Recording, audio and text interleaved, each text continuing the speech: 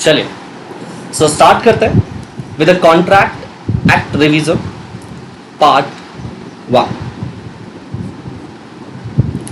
Sir contract act 1872, देखिए जब आप बात कर रहे हो कॉन्ट्रैक्ट एक्ट, जी ये एक ऐसा एक्ट है जो जितने भी हमारे देश में कॉन्ट्रैक्ट्स होते हैं उसको गवर्न करता है। और ये 1872 तो आप जानते ही हो ना, ये 1872 ये किसी भी एक्ट से पहले उस एक्ट के बाद बल्कि वो साल दिखा दिया जाता है जिस साल में ये एक्ट पारित हुआ था, पास हुआ था बेटा। So that contract act 1872। देखिए ध्यान से बेटा जी, कॉन्ट्रैक्ट एक्ट क्या है? कॉन्ट्रैक्ट एक्ट क्या है इसको समझने की कोशिश करते हैं। सबसे पहले तो देखो, हमारे यहाँ बिजनेस की ना बहुत सारी कॉम्प्लेक्सिटीज है, बहुत सारी कॉम्प्लेक्सिटीज होती है।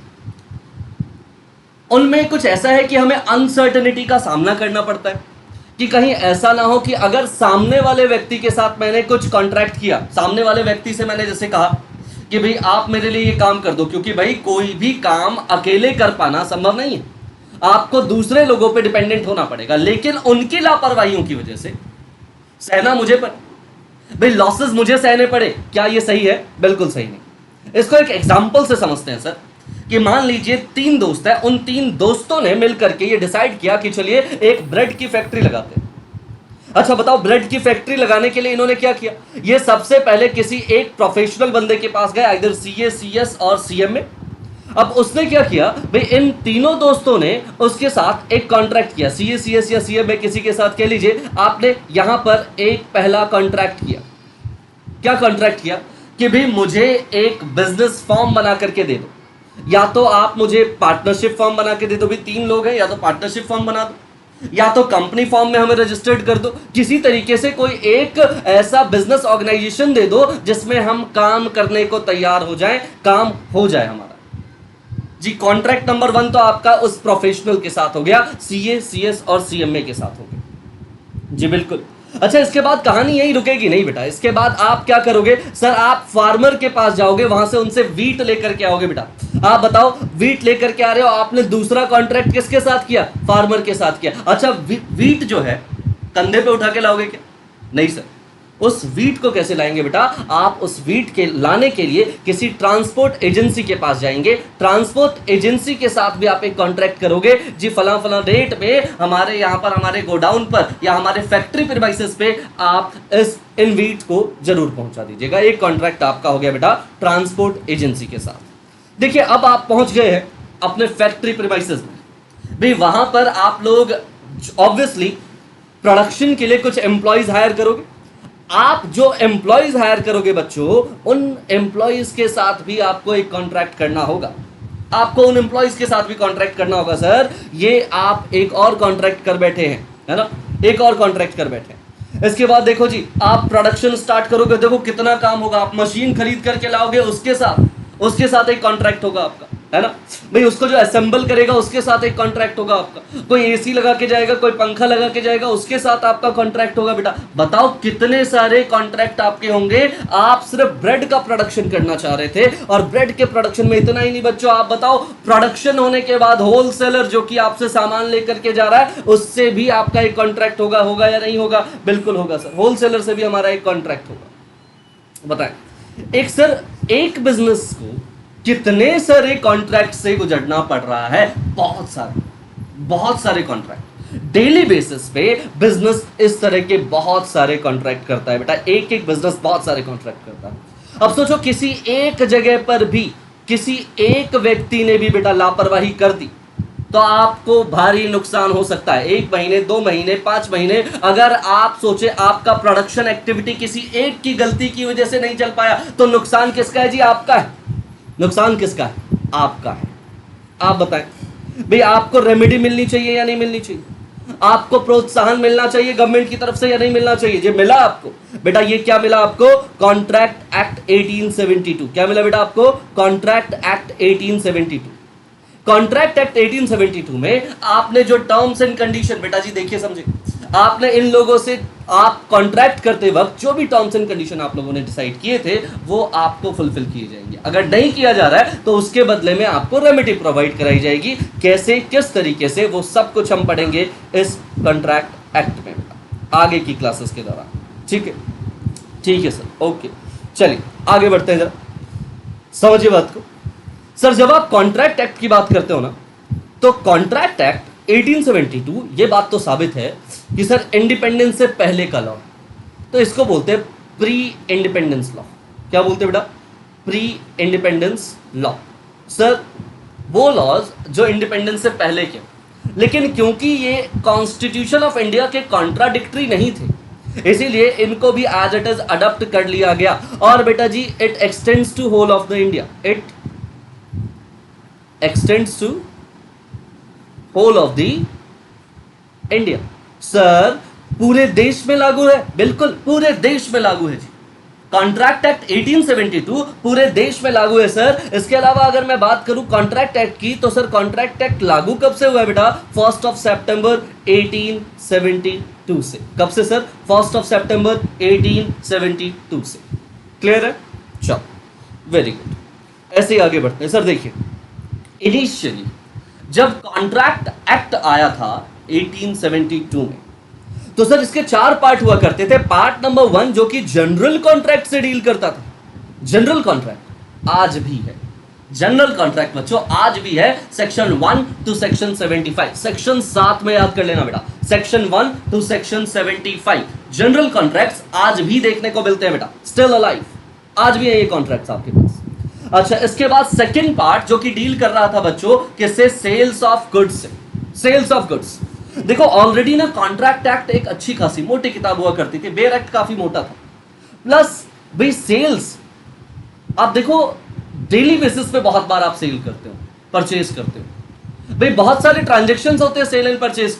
ये डिमांड उठने लगी कि भाई कॉन्ट्रैक्ट एक्ट से अलग हटा करके सेल्स ऑफ गुड्स एक्ट बना दो। 1930 में गवर्नमेंट ने क्या किया? उस वक्त ही गवर्नमेंट ने 1930 में एक एक्ट ही अलग बना दिया बेटा, कॉन्ट्रैक्ट एक्ट से निकाला उसको और एक एक्ट अलग से बना दिया, sales of goods act 1930। Sales of goods act 1930। ठीक, मतलब कॉन्ट्रैक्ट एक्ट का पार्ट नंबर 2 अब नहीं, कॉन्ट्रैक्ट एक्ट का पार्ट नंबर 2 अब नहीं, जो कि सेक्शन 76 से लेकर के 123 तक हुआ करता था। ठीक है, अब वो आपको नहीं पढ़ने, वो सेल्स ऑफ गुड्स में चले गए। ठीक है सर। इसके अलावा सर पार्ट नंबर 3 देखिए, ये है बेटा जो स्पेशल कॉन्ट्रैक्ट से डील करते हैं, बेलमेंट, इंडेमनिटी, गारंटी। आप आगे पढ़ोगे बेटा बेलमेंट्स क्या है, इंडेमनिटी क्या है, गारंटी क्या है।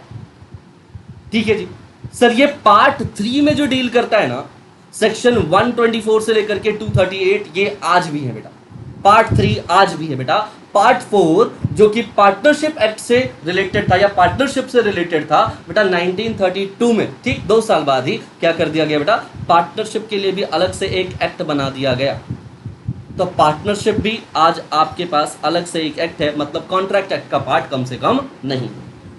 सो क्रक्स ऑफ द मैटर क्या है सर, कि सर अगर आप ध्यान से कॉन्ट्रैक्ट एक्ट की तरफ देखते हैं तो कॉन्ट्रैक्ट एक्ट आपको दिखेगा बेटा सिर्फ आपका पार्ट 1 और पार्ट 3। पार्ट 1 जो कि 1 से लेकर के 75 सेक्शंस तक है, और पार्ट 3 जो कि सेक्शन 124 से लेकर के 138 तक है बेटा। ये क्या है आपके पास? ये आपके पास बेटा इंडियन कॉन्ट्रैक्ट एक्ट 1872। ठीक, टोटल ओके। देखिए कॉन्ट्रैक्ट एक्ट में सबसे पहला सवाल मेरा आपसे, sir what is contract? Contract है क्या सर? सर देखिए कॉन्ट्रैक्ट का मतलब क्या है? कॉन्ट्रैक्ट को डिफाइन किया गया बेटा सेक्शन 2 क्लॉज एच में। बेटा डेफिनेशनल क्लॉज है सेक्शन 2 क्लॉज एच। यहां कहा गया कि सर कॉन्ट्रैक्ट का मतलब है कोई भी एग्रीमेंट। क्या बोल रहे बेटा? सर कॉन्ट्रैक्ट में ना एग्रीमेंट होना चाहिए। अच्छा ठीक है, अभी देखेंगे एग्रीमेंट का मतलब क्या है। जो कि enforceable by law, enforceable by law मतलब लॉ द्वारा इन्फोर्स किया जाता है। क्या मतलब? सर इसका सिंपल मतलब है intention to create legal obligation. अगर मैं कहूं एनफोर्सेबल बाय लॉ का क्या मतलब है? इसका मतलब है sir intention to create legal obligation, intention to create legal obligation. मतलब सर कोई ऐसा एग्रीमेंट जिसमें दोनों पार्टी ऐसा मान के चल रही है कि अगर सामने वाले पार्टी ने अपना पार्ट परफॉर्म नहीं किया केस करूंगा उसको, है ना। दोनों पार्टी ऐसा मान के चल रही है कि अगर मान लो सामने वाली पार्टी ने अपना पार्ट ऑफ कॉन्ट्रैक्ट परफॉर्म नहीं किया, कोर्ट में देखेंगे उसको। ठीक वैसा ही ये भी मान के चल रहा है बेटा कि अगर इसने अपना पार्ट परफॉर्म नहीं किया तो इसे कोर्ट में घसीट करके लेकर के जाएंगे। मतलब सीधे शब्दों में मैं आपसे ये कहना चाहता हूं, जहां आपका इंटेंशन था कि आप उसको कोर्ट ऑफ लॉ में देखोगे, अगर वो ब्रीच ऑफ कॉन्ट्रैक्ट करता है तो इसको क्या बोलते हैं बेटा, इसको बोलते हैं enforceability by law, intention to create legal obligation. So वो सारे एग्रीमेंट्स जिनमें इंटेंशन हो वो क्या बनाती है, कॉन्ट्रैक्ट बनाती है। याद रखिएगा, आप एग्रीमेंट में एक टेस्ट कीजिएगा। टेस्ट क्या बेटा, इंटेंशन था क्या, कोर्ट में जाने का इंटेंशन था क्या। अगर कोर्ट में जाने का इंटेंशन था, दैट मीन्स कि वो कॉन्ट्रैक्ट बनेगा, अदरवाइज वो एग्रीमेंट कॉन्ट्रैक्ट नहीं बनेगा। काफी बार ऐसा भी होता है कि हम विदाउट इंटेंशन ही कोई एग्रीमेंट कर लेते हैं। जैसे जनरली एक पर्सन ने अपनी वाइफ से कोई वादा किया, वो क्या बेटा, उस वादे में आप देखो ये नहीं था कि अगर मैं ये वादा पूरा ना करूं तो मेरी वाइफ मुझे जेल लेकर के जाएगी, कोर्ट लेकर के जाएगी, ऐसा इंटेंशन नहीं था। अगर था तो वो भी कॉन्ट्रैक्ट, लेकिन अगर ऐसा इंटेंशन नहीं था तो बेटा वो क्या है, वो सिर्फ और सिर्फ एक एग्रीमेंट है। आगे हम इसको और अच्छे से देखेंगे बेटा, ठीक है। सो कॉन्ट्रैक्ट क्या है, याद कीजिए, कॉन्ट्रैक्ट एक ऐसा एग्रीमेंट है बेटा। क्या बोल रहे हैं हम लोग, कॉन्ट्रैक्ट एक ऐसा एग्रीमेंट, कॉन्ट्रैक्ट एक ऐसा एग्रीमेंट है जो क्या कर रहा है बेटा, इन्फोर्सिबल बाय लॉ होना चाहिए, जो इन्फोर्सिबल बाय लॉ होना चाहिए। Section 2 clause H, section 2 clause H. आइए देखिए सर, ठीक है, आपने हमें बता दिया कि कॉन्ट्रैक्ट किसे कहते हैं, आपने मुझे बता दिया, आपने हमें बताया कि इन्फोर्सिबिलिटी बाय लॉ किसे कहते हैं। सर एग्रीमेंट क्या है, सर ये एग्रीमेंट क्या है बेटा जी, एग्रीमेंट जो कि सेक्शन 2 क्लॉज ई में डिफाइंड है। किस में डिफाइंड है बेटा, सेक्शन 2 क्लॉज ई। देखिए एग्रीमेंट कैसे बोलते हैं हम लोग कहते हैं सर एवरी प्रॉमिस। डेफिनेशन क्या बोलते हैं, एवरी प्रॉमिस। इंपॉर्टेंट वर्ड क्या है बेटा, प्रॉमिस, या बेटा set of promise, set of promises. Sir या तो एक ही प्रॉमिस हो या प्रॉमिसेस का सेट हो, अंबार हो, बहुत सारे प्रॉमिस हो, पॉसिबल है, बिल्कुल पॉसिबल। या तो एक ही प्रॉमिस हो या एक से ज्यादा प्रॉमिस हो, ठीक है। Plus sir forming consideration to each other, forming consideration to each other. Every promise या set of promise, important word क्या है सर, प्रॉमिस होना चाहिए। क्या होना चाहिए सर, प्रॉमिस होना चाहिए। Plus forming consideration to each other, sir एक दूसरे को कुछ ना कुछ कंसिडरेशन दे रहे हो, एक दूसरे को कुछ ना कुछ कंसिडरेशन दे रहे हो, बदले में दे रहे हो, तो हम कह देंगे कि सर वो एग्रीमेंट है, तो हम कहेंगे कि सर वो क्या है, एग्रीमेंट है। तो agreement defined under section 2 clause ई।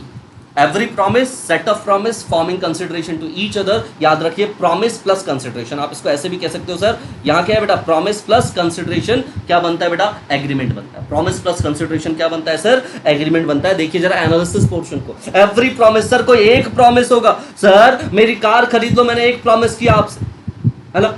सर मैंने एक प्रॉमिस नहीं किया, एक से ज्यादा प्रोमिस किए, मैंने कहा मेरी कार भी खरीद लो, मेरा घर भी खरीद लो, मेरा फ्रिज भी ले लो, मैं बाहर जा रहा हूं, सेटल्ड हो रहा हूं कहीं और, है ना। तो सेट ऑफ प्रोमिसेस, एक से ज्यादा प्रोमिसेस हो गए, बिल्कुल हो सकते हैं सर, कोई दिक्कत नहीं। दोनों में कॉमन क्या है सर, इंपॉर्टेंट और कॉमन यही है सर, प्रॉमिस। प्रॉमिस एक कर लो, एक से ज्यादा कर लो, क्या फर्क पड़ता है, प्रॉमिस तो प्रॉमिस है।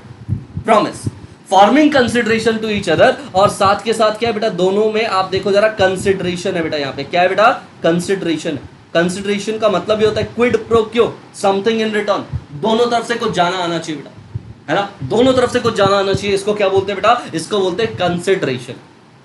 Okay sir, agreement is equals to promise plus consideration. Agreement is equals to what, promise plus consideration. Clear है sir, agreement is equals to promise plus consideration. आइए जरा एग्रीमेंट पे और चर्चा करते हैं अपनी। सर ये जो एग्रीमेंट है ना, एग्रीमेंट बेटा जी, एग्रीमेंट क्या मैं अपने आप से एक एग्रीमेंट कर लूं?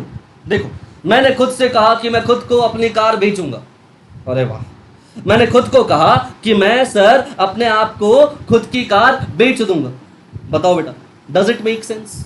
नहीं सर, ये सेंसिबल नहीं है सर। हमेशा प्लुरैलिटी ऑफ पर्संस होने चाहिए। एग्रीमेंट करते वक्त एक से ज्यादा लोग चाहिए सर। एक बंदे के बस का नहीं कि वो खुद के साथ एग्रीमेंट कर ले। एक ऑफरर होना चाहिए, एक ऑफरी होना चाहिए। एक बंदा दूसरे बंदे को कह रहा हो, मान लो मिस्टर ए है और ये मिस्टर बी है।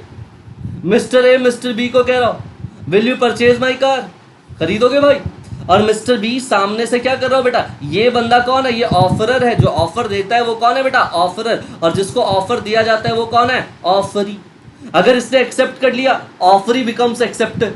ऑफरी क्या बन गया? एक्सेप्टर बन गया सर, एक्सेप्टर बन गया, है ना?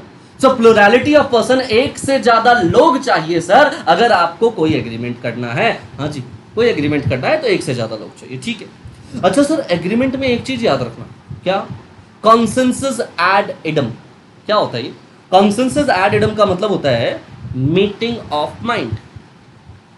मीटिंग ऑफ माइंड, हाँ सर, माइंड मीट होने चाहिए। कॉन्सेंसस एड इडम का मतलब क्या है? माइंड मीट होने चाहिए। इसके ऊपर दो एग्जांपल है हमारे पास, जरा ये दो एग्जांपल की चर्चा करते हैं। मान लीजिए mister Golu having 2 cars, 2 car है जी, एक ऑल्टो है और एक सर के पास मारुति 800। वो मिस्टर मोलू से पूछते हैं, मोलू भाई क्या तुम मेरी कार खरीदोगे? अच्छा, मिस्टर मोलू क्या सोच रहा है कि भाई इसके पास तो सिर्फ अल्टो है, ये सिर्फ अल्टो की बात कर रहा है मुझसे। और गोलू क्या सोचे बेटा है? गोलू सोच रहा है कि मैं तो अपनी पुरानी वाली कार बेचूंगा जी, मारुति 800 बेचूंगा। और उसको यही पता है कि मारुति 800 है। ये ऐसा सोच रहा है कि मिस्टर मोलू को यही पता है कि मेरे पास तो 800, पिछली बार मैं मिलने भी 800 से गया था। हाँ, आप बताओ भाई, ये खरीदना चाहता है दोनों की तरफ से। इसने बोल दिया यस मैं खरीद लूंगा भाई, टेंशन मत ले। दोनों की तरफ से, एक से ऑफर गया, दूसरे से एक्सेप्टेंस आ गई, प्रॉमिस बन गया जी। अब इन्हें कुछ मान लो कंसिडरेशन भी दे दिया होगा भाई, मिस्टर मोलू ने कुछ कंसिडरेशन दे दिया उसको। बाद में ये पता लगता है डिलीवरी के टाइम पे कि इसने बात तो किसकी की थी भाई साहब? मिस्टर मोलू ने बात की थी अल्टो की, और ये समझ रहा था मारुति 800। मीटिंग ऑफ माइंड है क्या? नहीं। और जहां बेटा मीटिंग ऑफ माइंड नहीं है वहां कॉन्ट्रैक्ट पॉसिबल ही नहीं है, क्योंकि एग्रीमेंट ही पॉसिबल नहीं हुआ। आपका एग्रीमेंट नहीं बना। जब आपका एग्रीमेंट ही नहीं बना तो कैसे पॉसिबल है कि आप कॉन्ट्रैक्ट तक पहुंचोगे? हाँ जी, ये क्या हो जाएगा बेटा? ये वॉइड हो जाएगा, वॉइड एब इनिशियो। ये वॉइड हो जाएगा बेटा, वॉइड एब इनिशियो, प्रारंभ से ही खत्म। ठीक, चलिए सर एक और एग्जांपल समझिएगा, एक और एग्जांपल समझिए बेटा। मान लीजिए एक बाबा है मिस्टर विज्जू लाइट। सर जी, मिस्टर विज्जू के पास 2 हॉर्सेस हैं। फर्स्ट इज राजहंस, सेकंड क्या है सर? हंसराज। अब ये मान लो मिस्टर मोदी से पूछते हैं, ये मिस्टर मोदी से पूछते हैं will you purchase my horse at ₹1 lakh, क्या 1 लाख में तुम मेरे घोड़े को खरीदोगे? हाँ जी। और ये क्या सोच रहे हैं? ये सोच रहे हैं कि मैं तो जी बात कर रहा हूँ हंसराज की, काले वाले घोड़े की बात कर रहा हूँ। और मिस्टर मोदी क्या सोच रहे हैं कि मिस्टर मोदी सोच रहे हैं कि ये तो जी बात कर रहा है राजहंस की, ये सफेद वाले घोड़े की बात कर रहा है। समझ रहे हो भाई? दोनों का माइंड मीट नहीं कर रहा, दोनों का सेंस मीट नहीं कर रहा बेटा। एक ही चीज के ऊपर एक ही माइंडसेट नहीं बन पा रहा। तो बेटा जी ये क्या है? यहां पर कॉन्ट्रैक्ट इनवैलिड होगा, वॉइड एब इनिशियो होगा। क्या होगा बेटा? Void ab initio. ये कॉन्ट्रैक्ट कभी फॉर्म हो ही नहीं पाएगा बच्चों। ठीक, आइए आगे बढ़ते हैं टाइप्स ऑफ एग्रीमेंट की तरफ। मैंने आपको क्या बताया, एक बार जल्दी से समझ लीजिए। मैंने अभी तक आपको बताया कि सर कॉन्ट्रैक्ट एक्ट 1872 पढ़ रहे हैं आप, उसमें सबसे पहले कॉन्ट्रैक्ट एक्ट डिफाइंड होता है सेक्शन 2 क्लॉज एच में। सेक्शन 2 क्लॉज एच में आपने क्या देखा बेटा? सेक्शन 2 क्लॉज एच में देखा कि sir agreement enforceable by law. Enforceable by law का मतलब क्या होता है सर? जहां पे इंटेंशन हो to create the legal obligation.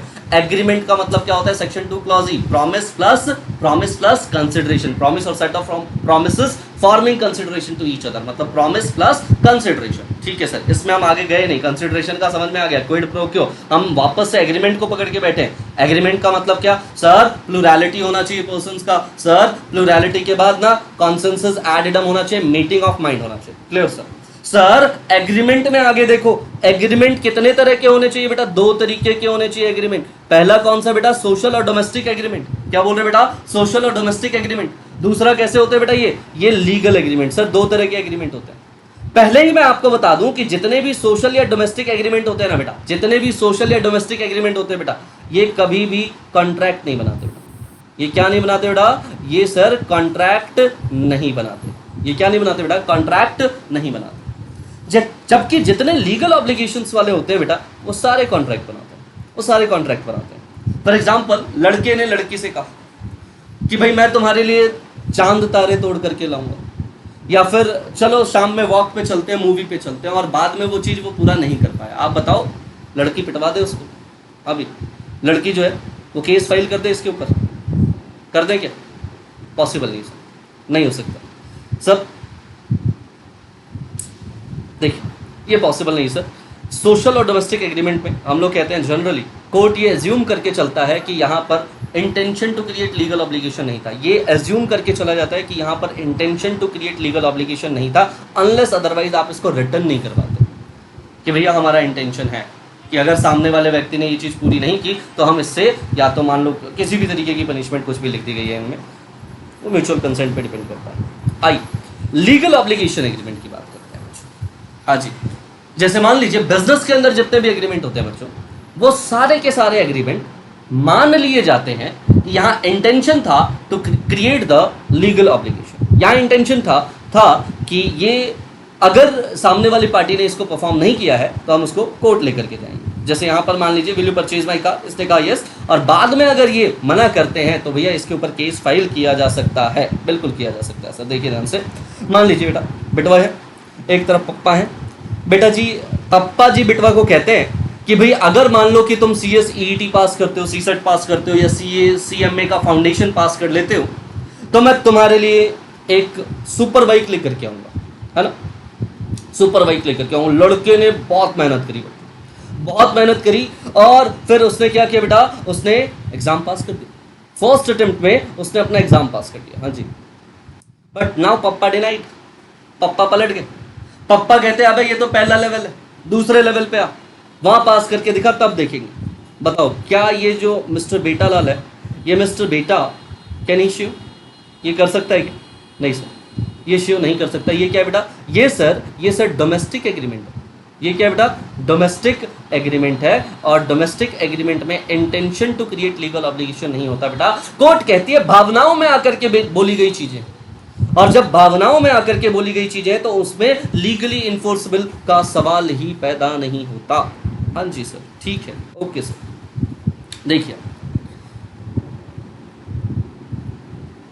यहां एक केस है बेटा, बेल्फर वर्सेस बेल्फर केस। यहां एक केस है हमारे पास, बेल्फर वर्सेस बेल्फर केस। उस केस के फैक्ट्स को समझ लीजिएगा। भाई केस क्या है कि सैलॉन सिटी है। पहले बेटा श्रीलंका को सैलॉन कहा जाता था। सो सैलॉन सिटी है, यहाँ पर एक कपल रहते हैं, couple Mr Belfer and Mrs Belfer, Mr and Mrs Belfer. इन दोनों ने प्लान किया कि चलो एक बार ना इंग्लैंड घूम के आते हैं। ये लोग गए इंग्लैंड। अब यहाँ क्या हुआ, यहाँ सर जो मिसेस बेल्फर है, इनकी तबीयत खराब हो जाती है। डॉक्टर्स इनको एडवाइस करते हैं कि आप यहीं कुछ दिनों के लिए रुक जाइए तो अच्छा है, और मिस्टर बेल्फर कहता है कि भाई मेरे को तो बड़ा काम है, मैं तो अपनी सिटी वापस जाना चाहता हूँ। और ये वादा करके कि वो मिसेस वेल्फर को हर महीने 30 पाउंड्स देता रहेगा, ये वादा करके वो क्या करता है बेटा? वो वापस लौट आता है।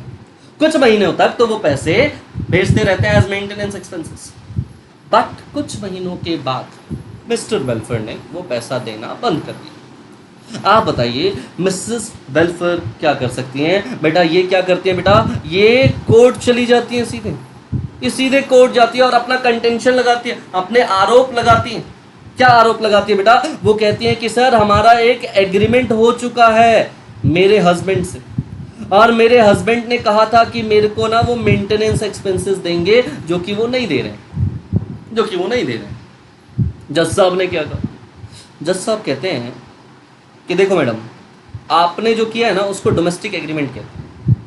आपने जो किया उसको क्या बोलते हैं? डोमेस्टिक एग्रीमेंट कहते हैं। और मैडम डोमेस्टिक एग्रीमेंट में भावनाओं में बोली गई चीजें थी। एग्रीमेंट में वहां तो इंटेंशन होता ही नहीं, लीगल रिलेशंस होते ही नहीं। और जब इंटेंशन नहीं होता, लीगल रिलेशन नहीं होता, तो मैडम जी माफी दीजिए, आपको किसी तरह का मेंटेनेंस एक्सपेंसेस नहीं मिल पाएगा। कोई मेंटेनेंस एक्सपेंसेस आप चार्ज नहीं कर सकते, आप कोई मेंटेनेंस एक्सपेंसेस क्लेम नहीं कर सकते। हाँ जी, क्लियर है? बिल्कुल क्लियर है सर। लेकिन मुझे एक बात बताइए ज़रा, मुझे एक बात बताइए, यही सब कुछ ऐसा हुआ होता कि मान लो कि डाइवोर्स हो रहा होता।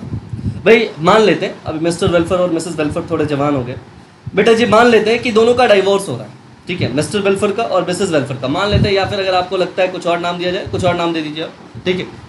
आप मान लीजिए इनका डाइवोर्स हो रहा है और कोर्ट में जब आप जाते हो तो डाइवोर्स के लिए वहां पर क्या मांगा जाता है बेटा?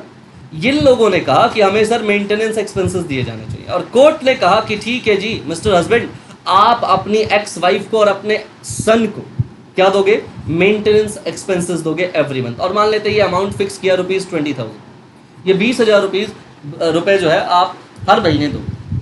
आप बताओ क्या ये जो हुआ है यहाँ पे, क्या ये सर डोमेस्टिक एग्रीमेंट था? नहीं सर, ये डोमेस्टिक एग्रीमेंट नहीं था। तो ये क्या था सर? सर ये जो था ना, ये स्टैट्यूट से आया था। स्टैट्यूट मतलब स्टेटस ऑब्लिगेशंस था, and so out of the scope of the contract act, ये कॉन्ट्रैक्ट एक्ट कवर नहीं करेगा। ये सर क्या हुआ, ये जज साहब ने डिसाइड किया है ना, ये सर किसी एक्ट के बेसिस पे डिसाइड हुआ होगा। तो सर यहाँ पर कॉन्ट्रैक्ट एक्ट कवर नहीं करेगा आपको। यहाँ आपने अपनी वाइफ से कुछ देने और लेने के लिए नहीं कहा था, यहाँ वाइफ ने क्या किया बेटा? लीगली क्लेम मांगा है आपसे कि भाई मैं अलग होती हूँ, मेरा कुछ हिस्सा बनेगा या नहीं बनेगा? अगर बनेगा वो हिस्सा आप मुझे मेरे पास पहुंचाइए, ठीक है। तो कोर्ट ने ये डिसाइड किया है कि सर यहाँ पर आप पे करने के लिए लाइबल होंगे बच्चों, ठीक है। चलो आगे बढ़ते हैं एक इंपॉर्टेंट क्वेश्चन की तरफ। The question is the difference between the agreement and contract. समझना बहुत जरूरी है, समझिए बातों कि सर एग्रीमेंट जो है वो दो तरह के। एग्रीमेंट कितने तरह के बेटा?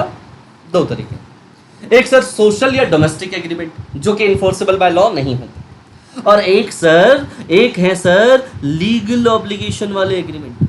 दो तरह के एग्रीमेंट, मतलब एग्रीमेंट इतना बड़ा, देखो एग्रीमेंट इतना बड़ा है और इसमें दो तरीके के एग्रीमेंट आ सकते हैं, एक तो सोशल वाला और एक कौन सा बेटा? लीगल वाला। सर सोशल वाला जो एग्रीमेंट है वो कभी भी कॉन्ट्रैक्ट तो नहीं बना पाएगा, लेकिन लीगल वाला जो ऑब्लिगेशन वाला, लीगल ऑब्लिगेशन वाला जो बेटा एग्रीमेंट है वो कॉन्ट्रैक्ट बना सकता है। वो कॉन्ट्रैक्ट क्या कर सकता है? बना सकता है। अब मुझे बताना जरा, मैं ऐसे कह सकता हूं ना बेटा कि सर एग्रीमेंट जो है, एग्रीमेंट वो क्या है बेटा? वाइडर है। हाँ सर एग्रीमेंट वाइडर है क्योंकि इसमें सोशल भी है और लीगल भी। लेकिन सर अगर मैं कॉन्ट्रैक्ट की बात करूं, मुझे बताना जरा, कॉन्ट्रैक्ट वाइडर है क्या? नहीं सर, कॉन्ट्रैक्ट वाइडर नहीं है, क्योंकि सर कॉन्ट्रैक्ट में तो सिर्फ और सिर्फ क्या है? कॉन्ट्रैक्ट में सिर्फ लीगल है, तो ये नैरोअर है। हाँ ये नैरोअर है। सो एग्रीमेंट वाइडर कॉन्सेप्ट है, जबकि कॉन्ट्रैक्ट क्या है? नैरोड कॉन्सेप्ट है। अच्छा मैं इस कहानी को, इस बातचीत को हम ऐसे लिख सकते हैं क्या? दैट कि सर एवरी कॉन्ट्रैक्ट, जितने भी कॉन्ट्रैक्ट हैं वो कभी ना कभी तो एग्रीमेंट थे ना। तो every contract is what? Is a agreement, है ना? Is an agreement. Every contract is an agreement. Sir her contract अपने आप में एक एग्रीमेंट तो था ही, होता ही बिल्कुल। लेकिन सर एवरी एग्रीमेंट, आप मुझे बताएं, जितने भी एग्रीमेंट है, जितने एग्रीमेंट इज नॉट कॉन्ट्रैक्ट। वो कॉन्ट्रैक्ट बना पाएंगे? कॉन्ट्रैक्ट है क्या? नहीं सर, वो कॉन्ट्रैक्ट नहीं हो सकता है डोमेस्टिक नेचर का एग्रीमेंट हो, वो कभी कॉन्ट्रैक्ट नहीं बना पाएगा। ठीक है सर, आ रहा है समझ सब कुछ। चलिए आइए सर एक बार जरा जल्दी से देखिए क्या कुछ पढ़ा आपने। सेक्शन 2 क्लॉज एच क्या बताता है बेटा? कॉन्ट्रैक्ट। कॉन्ट्रैक्ट में आपने क्या देखा है सर? कॉन्ट्रैक्ट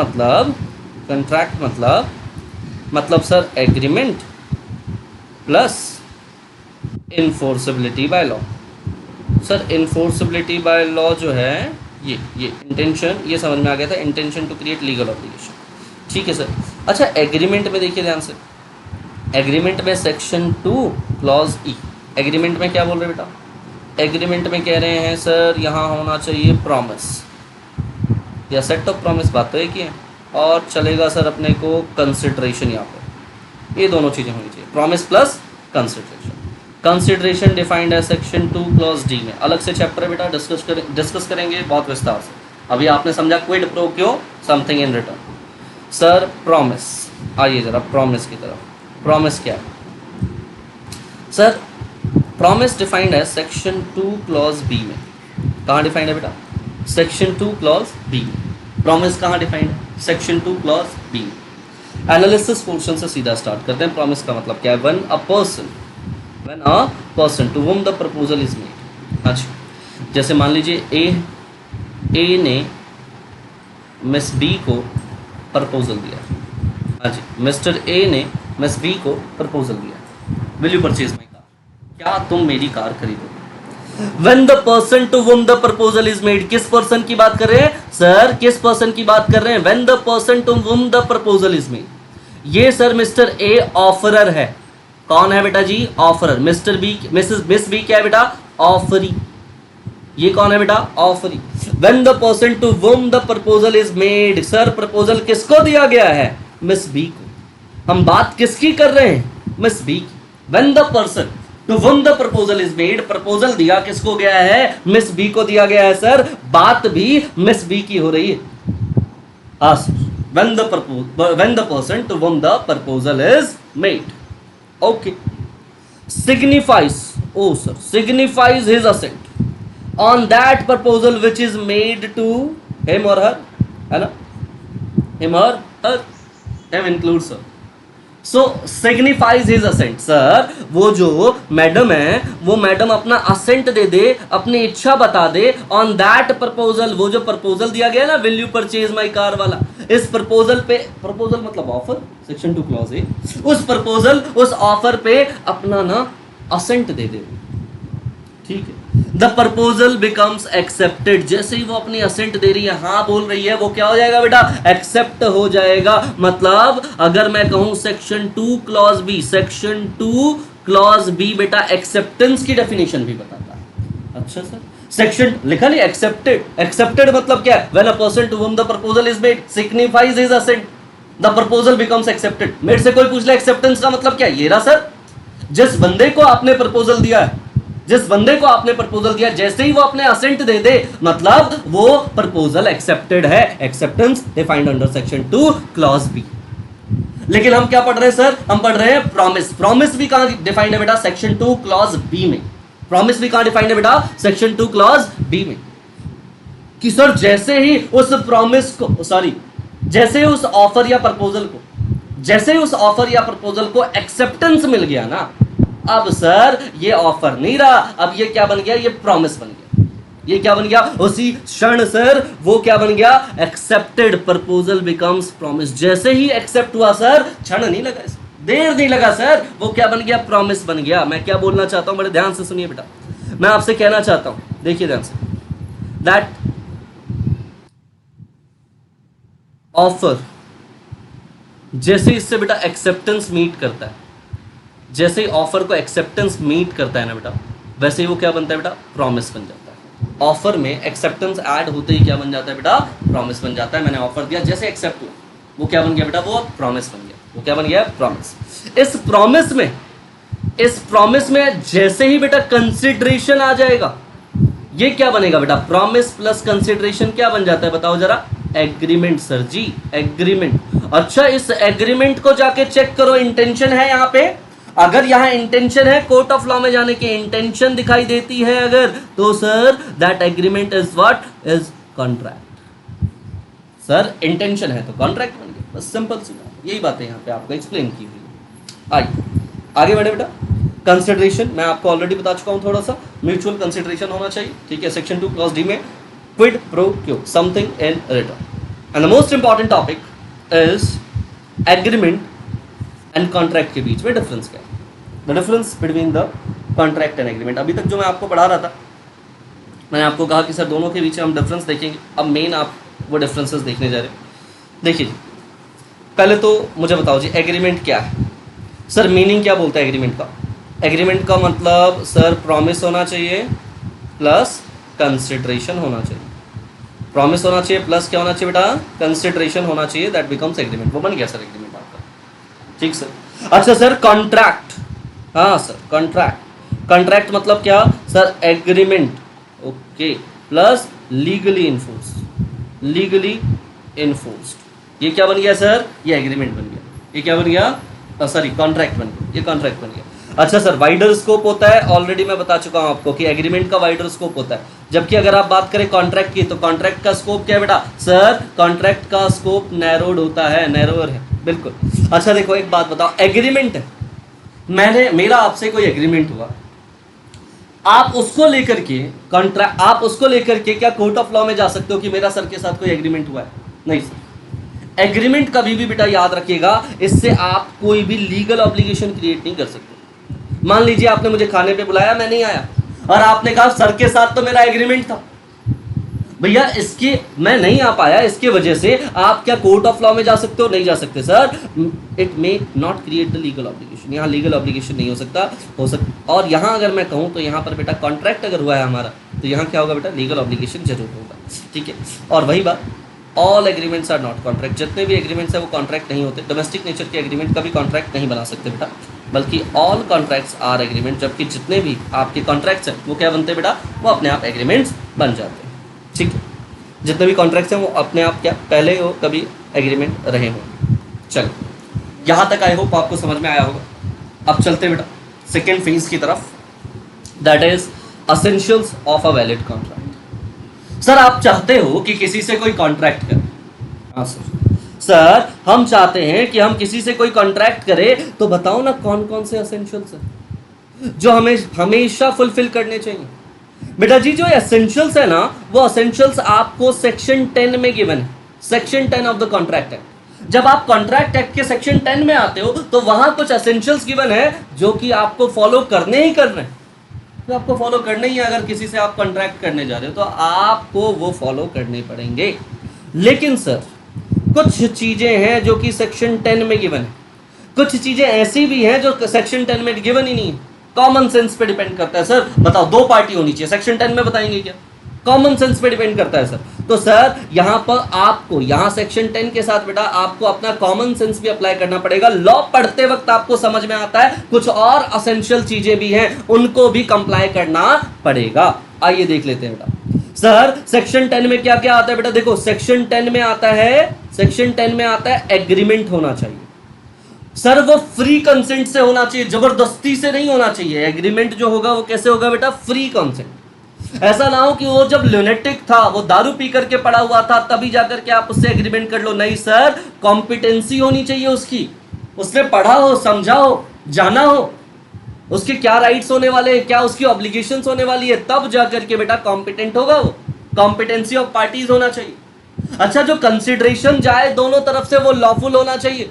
मैंने तुमको पैसा दिया और कहा जाओ मिस्टर एक्स को मार करके आओ, ना ऐसे नहीं चलेगा बेटा। लॉफुल कंसिडरेशन होना चाहिए, ऑब्जेक्ट भी लीगल होना चाहिए बेटा। और ऐसा ना हो कि लॉ ने कह दिया हो कि ये काम करना तो अपने आप में वॉइड है। तो ये टोटली 6 बातें हैं आपके पास जो होनी चाहिए सेक्शन 10 के अकॉर्डिंग। सबसे पहली चीज क्या सर? एग्रीमेंट होना चाहिए। क्या होना चाहिए बेटा? एग्रीमेंट। सर कंसेंट कैसा होना चाहिए? फ्री कंसेंट होना चाहिए। कॉम्पिटेंसी ऑफ पार्टीज होना चाहिए, लॉफुल कंसिडरेशन होना चाहिए, लीगल ऑब्जेक्ट होना चाहिए, not expressly declared to be void. ऐसा ना हो कि लॉ ने साफ साफ कह दिया हो जी ये तो वॉइड है, इस पे काम नहीं चलेगा। चलो ठीक है, ये सेक्शन 10 बोलता है। 6 बातें याद कर लेंगे आप सेक्शन 10 की। इसके अलावा जो चीजें हैं एसेंशियल्स है सर, बिल्कुल एसेंशियल, बट सेक्शन 10 में गिवन नहीं। भले सेक्शन 10 में गिवन ना हो, लेकिन ये एसेंशियल है बेटा, 2 पार्टीज का होना। कितने पार्टीज? 2 पार्टीज का होना। सर यहां पर बोल रहे हैं लीगल रिलेशनशिप क्रिएट होना चाहिए, इंटेंशन होना। ये पढ़ते वक्त पता लग गया सर, ये जरूरी है। सर फॉर्मेलिटीज परफॉर्म होनी चाहिए, फॉर्मेलिटीज बिल्कुल होंगी sir. Certainty of meaning, meaning certain होना चाहिए, एंड पॉसिबिलिटी ऑफ परफॉर्मेंस। ये 5 बातें हैं जो कि सेक्शन 10 के अलावा जरूर होने चाहिए, जरूर होने चाहिए। आइए सबसे पहले जो कि सेक्शन 10 में गिवन नहीं, उन चीजों को देख करके खत्म करते हैं। Sir not given by section 10 but are also essential, है ना? ये भी असेंशियल है सर। देखिए जरा, सबसे पहले हमने क्या बोला? 2 पार्टीज, कम से कम 2 पार्टीज होने चाहिए। आप मेरे को एक बात बताइएगा सर, मैं आपको बता चुका हूं already that one person can not, one person जो है बेटा, एक सेकेंड देखिए, one person can not contract with himself. कर सकता है क्या? बिल्कुल नहीं सर। इस अपने आप से कैसे, पॉसिबल ही नहीं। मैं अपने आप को अपनी कार बेचूंगा ना, अजीब है सर। एक पर्सन अपने आप के साथ कॉन्ट्रैक्ट नहीं कर सकता, इसलिए हम लोग कह रहे हैं there must be at least 2 person, there must be at least, कम से कम 2 पर्सन, कम से कम 2 लोग तो चाहिए। इससे ज्यादा चलेगा बिल्कुल कोई दिक्कत ही नहीं सर, चलेगा सर। अच्छा मुझे बताओ जरा कि सर ऐसे देखो, जैसे मान लो कि रामू है, रामू शामू के साथ कॉन्ट्रैक्ट करना चाहता है, कर सकता है सर? दिक्कत क्या है? Ramu is a natural person और शामू भी अपने आप में नेचुरल पर्सन ही है बेटा, दोनों कर सकते हैं। नेचुरल पर्सन और मतलब एक नेचुरल पर्सन दूसरे नेचुरल पर्सन के साथ क्या कर सकता है बेटा? कॉन्ट्रैक्ट कर सकता है, बिल्कुल कोई दिक्कत नहीं है। ठीक, सवाल ये नहीं बेटा, सवाल ये है कि मिस्टर रामू जो कि एक नेचुरल पर्सन है, वो एक कंपनी मान लेते हैं रिलायंस, जो कि आर्टिफिशियल पर्सन, आप इसके साथ कॉन्ट्रैक्ट कर सकते हो क्या? रामू नेचुरल पर्सन हो गया, रिलायंस एक आर्टिफिशियल पर्सन हो गया, दोनों के बीच में कॉन्ट्रैक्ट पॉसिबल है? Yes sir possible. Natural person और आर्टिफिशियल पर्सन के बीच में कॉन्ट्रैक्ट हो सकता है सर। सवाल ये भी नहीं है, सवाल पता है क्या है कि सर ऐसा हो सकता है कि एक आर्टिफिशियल पर्सन, मान लो रिलायंस, वो कॉन्ट्रैक्ट कर रहा हो बेटा टाटा से दूसरे आर्टिफिशियल पर्सन से, पॉसिबल है? बिल्कुल पॉसिबल है सर। एक आर्टिफिशियल पर्सन दूसरे आर्टिफिशियल पर्सन के साथ भी कॉन्ट्रैक्ट कर सकता है, बिल्कुल कर सकता है। ठीक है जी, ये बातें क्लियर हैं सर हमें। आओ सर देखो, यहां एक केस लॉ है आपके पास, केस लॉ का नाम है state of Gujarat versus Ramanlal S and company.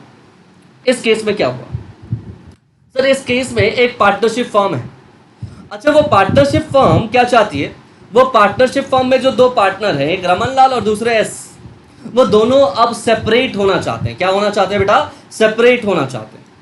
वो चाहते हैं कि जो उनकी कंबाइंड प्रॉपर्टी उन्होंने इतने सालों तक पार्टनरशिप में रहते हुए एक्यूमुलेट की है, उसको डिवाइड करें और अपना अलग अलग काम करें, अपने घर बैठे वटेवर जो भी उनकी इच्छा है वो करना चाहते हैं। वो सेपरेट होना चाहते हैं। इंपॉर्टेंट बात ये है कि वो सेपरेट होना चाहते हैं। अब दूर से बेटा, दूर से सेल्स टैक्स ऑफिसर इस ट्रांजैक्शन को देख रहा है। सेल्स टैक्स ऑफिसर क्या देख रहा है? सेल्स टैक्स ऑफिसर देख रहा है कि जी देखो, आपने अपनी फर्म से मान लो एसी लिए हैं 50,000 रुपए लिए, आपने अपनी फर्म से मान लो मशीनरी लिए हैं 1 लाख रुपए लिए, पता? वो कह रहे हैं आपकी फर्म ने आपको बेचा है जी, ये सेल्स है, हम आप पे सेल्स टैक्स लगाएंगे। भैया ये दोनों रमनलाल और एस दोनों पहुंच गए बेटा जी कोर्ट, और कोर्ट में जाकर के कोर्ट ने क्या कहा? कोर्ट ने कहा देखो जी सुनो, ये तो ज्वाइंट ऑनर थे, ये दोनों मिल करके किसी एक प्रॉपर्टी के ऑनर थे। Now they want to be separate, अब ये चाहते हैं ये अलग हो जाए। तो भैया ये और वो प्रॉपर्टी एक तरीके से, अगर मैं बात करूं कि ये लोग प्रॉपर्टी के मालिक हैं, और ये खुद को ही थोड़ा ना बेच सकते हैं उस प्रॉपर्टी को, ये लोग तो उस प्रॉपर्टी के मालिक हैं ऑलरेडी। अब ये खुद को थोड़े बेचेंगे जो तुम जाकर के इनसे सेल्स टैक्स चार्ज कर रहे हो? बताओ यार, फेयर है क्या? फेयर नहीं है सर। दैट्स वाई कोर्ट ने कहा कि देखो जी, कम से कम 2 लोग होने चाहिए। It was held that it was not a sale, कि ये सेल तो है नहीं सर। कम से कम the partners being joint owner, sir partner क्या है? जॉइंट ऑनर है इन असेट्स की, और इसी वजह से बोथ द ये बायर और सेलर दोनों कैसे हो सकते हैं सर? ये अपनी प्रॉपर्टी के मालिक है, ये अपने आप को ही अपनी प्रॉपर्टी बेच रहे हैं, कैसे पॉसिबल है सर? नहीं पॉसिबल, ये पॉसिबल नहीं है। कम से कम 2 लोग होने चाहिए। यही आपने किसी और को बेचा होता तो हाँ, फिर सेल्स टैक्स लग जाता, सर। चलिए पॉइंट नंबर 2 पे आते हैं। सर हमने देख लिया 2 पार्टीज का होना जरूरी। Second is what sir? Intention होना चाहिए to create the legal obligation. बताने की जरूरत है? बिल्कुल नहीं सर। सेक्शन 2 क्लॉज एच में जब आपने पढ़ा था ना, तो वहीं आपने देख लिया था कि sir intention to create legal obligation होना चाहिए। डोमेस्टिक एग्रीमेंट कभी भी कॉन्ट्रैक्ट बना ही नहीं सकती सर। यहाँ पर आपने ये एग्जांपल अभी देखा, बेल्फर वर्सेस बेल्फर केस वाला। ठीक है बेटा, चलो आगे बढ़ते हैं। कह रहे सर फॉर्मेलिटीज जरूर होनी चाहिए। Formalities what sir? फॉर्मेलिटीज होनी चाहिए। अब एक चीज समझो, जब भी बेटा आप कॉन्ट्रैक्ट करने जाते हैं तो ये कॉन्ट्रैक्ट आप चाहे तो रिटन कर सकते हैं, चाहे तो बेटा जी ये इम्प्लाइड हो सकता है, ऑरल हो सकता है, कोई दिक्कत नहीं। रिटन हो सकता है, ऑरल हो सकता है, इम्प्लाइड हो सकता है। रिटन और ऑरल का मतलब क्या? इनवर्ड्स हो सकते हैं क्या? हो सकते हैं सर। इम्प्लाइड हो सकते हैं क्या? बिल्कुल हो सकता है सर, कोई दिक्कत नहीं। कॉन्ट्रैक्ट हो सकता है, पॉसिबल। लेकिन सर कुछ केसेस के अंदर कॉन्ट्रैक्ट जो है वो इम्प्लाइड पॉसिबल नहीं है, वहां रिटर्न ही होना चाहिए। जैसे इंश्योरेंस की बात कर लीजिए। हाँ जी, इंश्योरेंस, मैं LIC गया, LIC के मैनेजिंग डायरेक्टर ने, MD ने मुझे कह दिया जा मैं तुझे 2 करोड़ का LIC देता हूं, लाइफ इंश्योरेंस कॉर्पोरेशन कह रहा है कि जा मैं 2 करोड़ की जीवन बीमा देता हूं तेरे को। अब बताओ जरा, मैं मान जाऊं? ना जी ना। इंश्योरेंस क्या होना चाहिए बेटा? रिटर्न होना चाहिए। जब भी आप इंश्योरेंस करते हैं तो वो कैसा होना चाहिए? वो हमेशा रिटर्न होना चाहिए। इसके अलावा मान लो कभी मेरे पापा उठे और पापा ने तुरंत ही कह दिया बेटा मेरा मन कर रहा है कि मैं ना ये सारी प्रॉपर्टी तेरे नाम कर दूं, जा आज से ये सारी प्रॉपर्टी तेरे नाम। हाँ जी, आप बताओ जी भैया ये प्रॉपर्टी क्या है? ये सारी प्रॉपर्टी क्या है बेटा? Immovable property, immovable property. अब ये जो इमूवेबल प्रॉपर्टी है भैया, ये इमूवेबल प्रॉपर्टी अगर आप ट्रांसफर करना चाहते हो तो रिटर्न होना चाहिए। मैं पापा को क्या बोलूँगा? पापा लिख के दो, लिख के दो ये मेरा है ना। तो इमूवेबल प्रॉपर्टी कैसी होनी चाहिए बेटा? रिटर्न होनी चाहिए। अगर आप ट्रांसफर करते हो, कॉन्ट्रैक्ट कर रहे हो इसके लिए, तो ये भी कैसी होनी चाहिए? इमूवेबल प्रॉपर्टी के लिए भी रिटर्न होना चाहिए। जनरली आप ऑरल कर सकते हो, कोई दिक्कत नहीं, आप रिटर्न कर सकते हो, कोई दिक्कत नहीं, एम्प्लाइड कर सकते हो, कोई दिक्कत नहीं है। लेकिन इंश्योरेंस के केस की बात कर लीजिए, मूवेबल प्रॉपर्टी या कुछ ऐसे केसेस है जिसमें आप कह सकते हो कि आपका ये रिटर्न ही होना चाहिए। चलिए पॉइंट नंबर 3 क्लियर। चलो sir, certainty of meaning, meaning clear होना चाहिए सर, मीनिंग क्लियर होना चाहिए। देखो बेटा, मान लो जी रामू है जो कि ऑयल बायर है और शामू है ऑयल सेलर। भैया 36 प्रकार के ऑयल हैं उसके पास। रामू फोन लगाता है शामू को और कहता है ऑयल भेज दो। आप बताओ भैया, रामू फोन लगा करके शामू को कह रहा है शामू भाई ऑयल भेज दे भाई। बताओ क्या उसने टाइप बताया कौन से टाइप का ऑयल चाहिए? क्या उसने क्वालिटी बताई कौन से क्वालिटी में चाहिए? भाई उस टाइप में भी अलग अलग क्वालिटी होनी चाहिए, होती है ना? बिल्कुल होती है सर। अच्छा वैल्यू बताया किस वैल्यू पे चाहिए? नहीं बताया सर। ये सारी चीजें बेटा पता ही नहीं है, अनसर्टेनिटी, पता ही नहीं है, अनसर्टेनिटी है। सर एक और एग्जांपल दे दो बेटा, एक और एग्जांपल देखो ध्यान से। भाई मिस्टर बाबू राव वो शाम से पूछ रहा है will you purchase my house? 50 से 60 लाख में बेच दूंगा, टेंशन मत लो। शाम कंफ्यूज है, 50 से 60, 50, 51, 52, 53, 54, 55, कितने भैया कितने लाख में बेचोगे? बेटा जी इस तरह के कॉन्ट्रैक्ट जहां पर अनसर्टेनिटीज होती हैं वो क्या होती है? वॉइड एब इनिशियो है सर। अनसर्टेनिटी है वो कॉन्ट्रैक्ट से क्या है बेटा? Void ab initio. आइए जरा 5th पॉइंट पे आते हैं जो सेक्शन 10 में कवर्ड नहीं है लेकिन फिर भी एसेंशियल है। क्या है सर? Possibility of performance. हाँ जी, पॉसिबिलिटी ऑफ परफॉर्मेंस। मिस बुद्धू जो है वो मिस्टर बाबा के पास जाते हैं और वो जाते ही मिस्टर बाबा उसको कहते हैं कि तू एक काम कर, तू ला मुझे 3-4 लाख रुपए दे, मैं अभी देख अभी बारिश कराऊंगा। हाँ जी, बताओ जरा परफॉर्मेंस पॉसिबल है? नहीं। और परफॉर्मेंस पॉसिबल नहीं है तो सर इस तरह के कॉन्ट्रैक्ट भी पॉसिबल नहीं, इस तरह के कॉन्ट्रैक्ट भी पॉसिबल नहीं है सर। हाँ जी, मिस्टर विनोद है और इधर चमत्कारी बाबा है। वो बाबा को कहता है कि अगर तूने मेरे फादर जो कि राम प्यारे हैं बेटा, राम प्यारे हो चुके, उनका नाम भी राम प्यारे, अगर तूने मेरे फादर को अलाइव कर दिया, जिंदा कर दिया, तो मैं तुझे 5 लाख रुपए दूंगा। बताओ कि इस तरह के कॉन्ट्रैक्ट की कोई वैल्यू है क्या सर? यहां पॉसिबिलिटी ऑफ परफॉर्मेंस ही नहीं है, इन परफॉर्मेंस को पॉसिबल नहीं है कि इसको पूरा किया जा सके। ठीक सर, बिल्कुल करेक्ट है। चलिए आगे बढ़ते हैं। अब बात करते हैं सेक्शन 10 वो एसेंशियल्स जो सेक्शन 10 में कवर्ड हैं। कौन कौन से वो एसेंशियल्स है जो सेक्शन 10 में कवर है सर? सर देखो, सबसे पहले ऑफर एंड एक्सेप्टेंस होना चाहिए, यानी एग्रीमेंट होना चाहिए। देखो यार, ये बताने की जरूरत है क्या तुम्हें? सेक्शन 10 कह रहा है सर देखो ऑफर होना चाहिए, ऑफर, उसमें एक्सेप्टेंस होना चाहिए। ठीक है जी, ऑफर को एक्सेप्ट कर लेंगे। ऑफर प्लस एक्सेप्टेंस क्या बनता है बेटा? प्रॉमिस बनता है सर। प्रॉमिस प्लस कंसिडरेशन होना चाहिए। प्रॉमिस प्लस कंसिडरेशन क्या बनता है बेटा? ये सर प्रॉमिस प्लस कंसिडरेशन बन जाता है एग्रीमेंट। ठीक है सर। सर इस एग्रीमेंट में लीगली इन्फोर्सेबल होना चाहिए। क्या होना चाहिए बेटा? Legally enforceable. जैसे ही लीगली इन्फोर्सेबल हो जाएगा ये क्या बन जाएगा बेटा? कॉन्ट्रैक्ट। ये क्या बन जाएगा बेटा? कॉन्ट्रैक्ट। क्लियर है? बिल्कुल। चलो यही बातें आगे लिखिए। सेक्शन 2 क्लॉज ई में ये होना चाहिए, बी में होना है, सब समझ आ रहा है। आइए ज़रा इंपॉर्टेंट टॉपिक पे डिस्कशन करते हैं, that is free consent. Free consent क्या होता है सर? सर देखो, आपने कहा कंसेंट के रिगार्ड में consensus ad idem, ad idem, meeting of mind होना चाहिए। मैंने जो कहा वो तुमने सुना।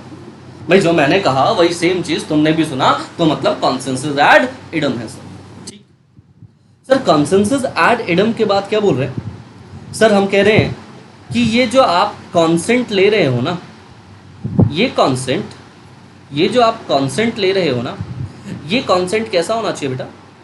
ये बेटा फ्री होना चाहिए। आप कॉन्सेंट फ्री मांगो। फ्री मतलब क्या? फ्री मतलब सर वहाँ पर ये सारी चीज़ें नहीं होनी चाहिए। क्या चीज़ें नहीं होनी चाहिए सर? वहाँ कोर्जन नहीं होना चाहिए।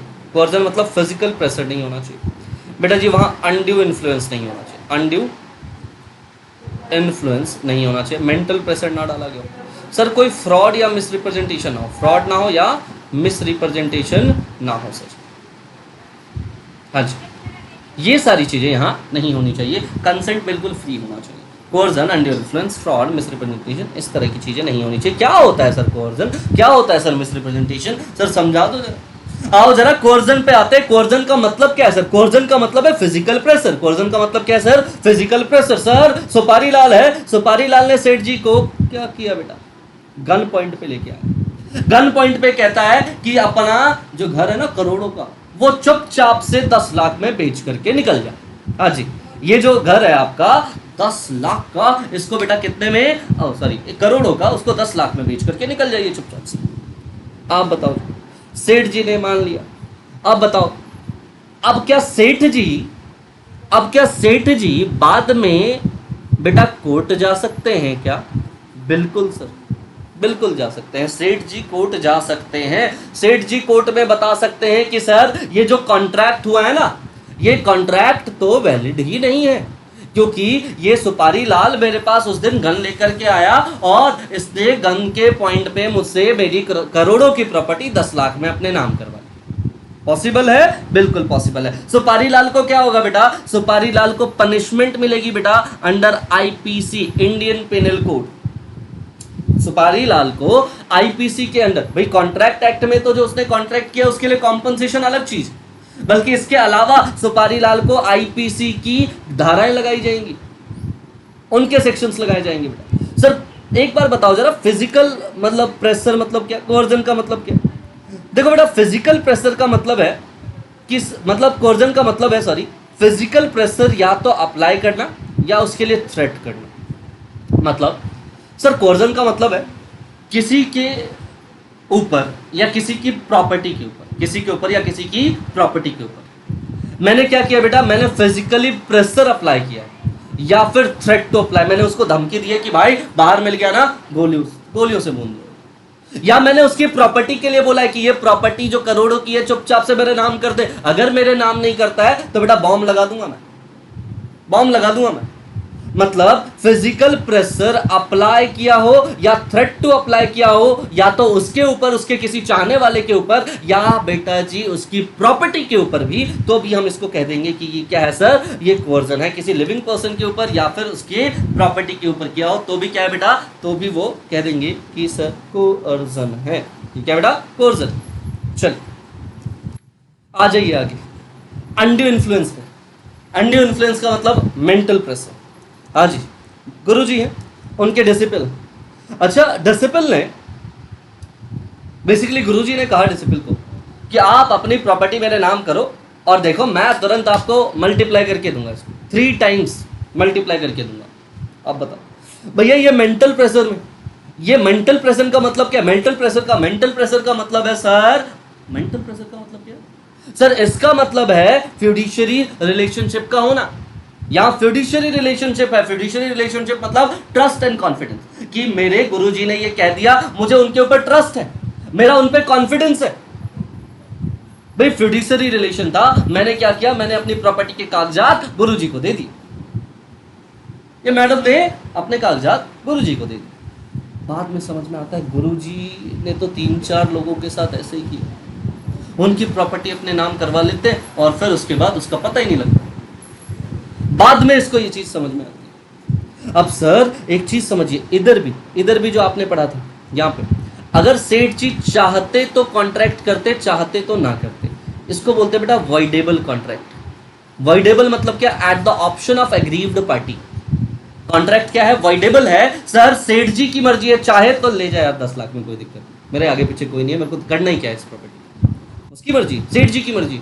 लेकिन अगर सेठ जी चाहे तो इस कॉन्ट्रैक्ट को खत्म भी कर सकते हैं, एट द ऑप्शन ऑफ सेठ जी, कि सेठ जी चाहे तो इस कॉन्ट्रैक्ट को आगे चलाएं, सेठ जी चाहे तो इस कॉन्ट्रैक्ट को आगे ना चलाएं। ठीक वैसे ही अगर मैं यहां बात करूं इस कंडीशन में भी, सर डिसिप्लिन इसकी मर्जी है बेटा, इसके ऑप्शन है, इनके पास ये ऑप्शन है, मतलब ये भी क्या है बेटा, वाइडेबल कॉन्ट्रैक्ट होगा, वाइडेबल कॉन्ट्रैक्ट होगा at the option of aggrieved party, at the option of aggrieved party. ठीक है जी, बिल्कुल। आइए एक और टॉपिक समझते हैं, फ्रॉड एंड मिसरिप्रेजेंटेशन, ये क्या होता है। सर देखो एक ही एग्जांपल में दोनों को देख लेंगे बेटा। सेल्समैन है, वो आरओ बेचना चाहता है। अच्छा इस आरओ में ना ये बताता है कि मेरे इस आरओ में 10 फीचर्स हैं, कम से कम 10 फीचर। ठीक, किसको, आंटी जी को। Letter on aunty ji found कि यार इसमें तो सिर्फ 4 ही फीचर है, ये तो पोपट बना गया मेरा। अब आंटी जी ने क्या किया, आंटी जी ने सेल्समैन को पकड़ लिया, आंटी जी ने सेल्समैन को पकड़ लिया। अब बताओ अगर सेल्समैन को ये चीज पता थी कि इसके अंदर सिर्फ और सिर्फ 4 ही फीचर्स हैं और उसने जानबूझ करके आगे 10 फीचर बताया, तो बेटा जी ये क्या है, फॉल्ट नॉन हो जाता। अगर फॉल्ट नॉन हो जाता तो फ्रॉड है। जब आप किसी गलती को जानते हो और सामने वाले को वही गलती सही करके बता रहे होते हो, मतलब ये क्या किया आपने, उस सामने वाले के साथ फ्रॉड किया है। उस गलती के बारे में तुम्हें पता था, फिर भी तुमने सामने वाले को गलत इंफॉर्मेशन दी, मतलब फ्रॉड, आपने फ्रॉड किया। लेकिन तुम्हें भी कंपनी ने पीछे से यही बात कही थी कि सर 10 तो फीचर्स हैं ही हैं।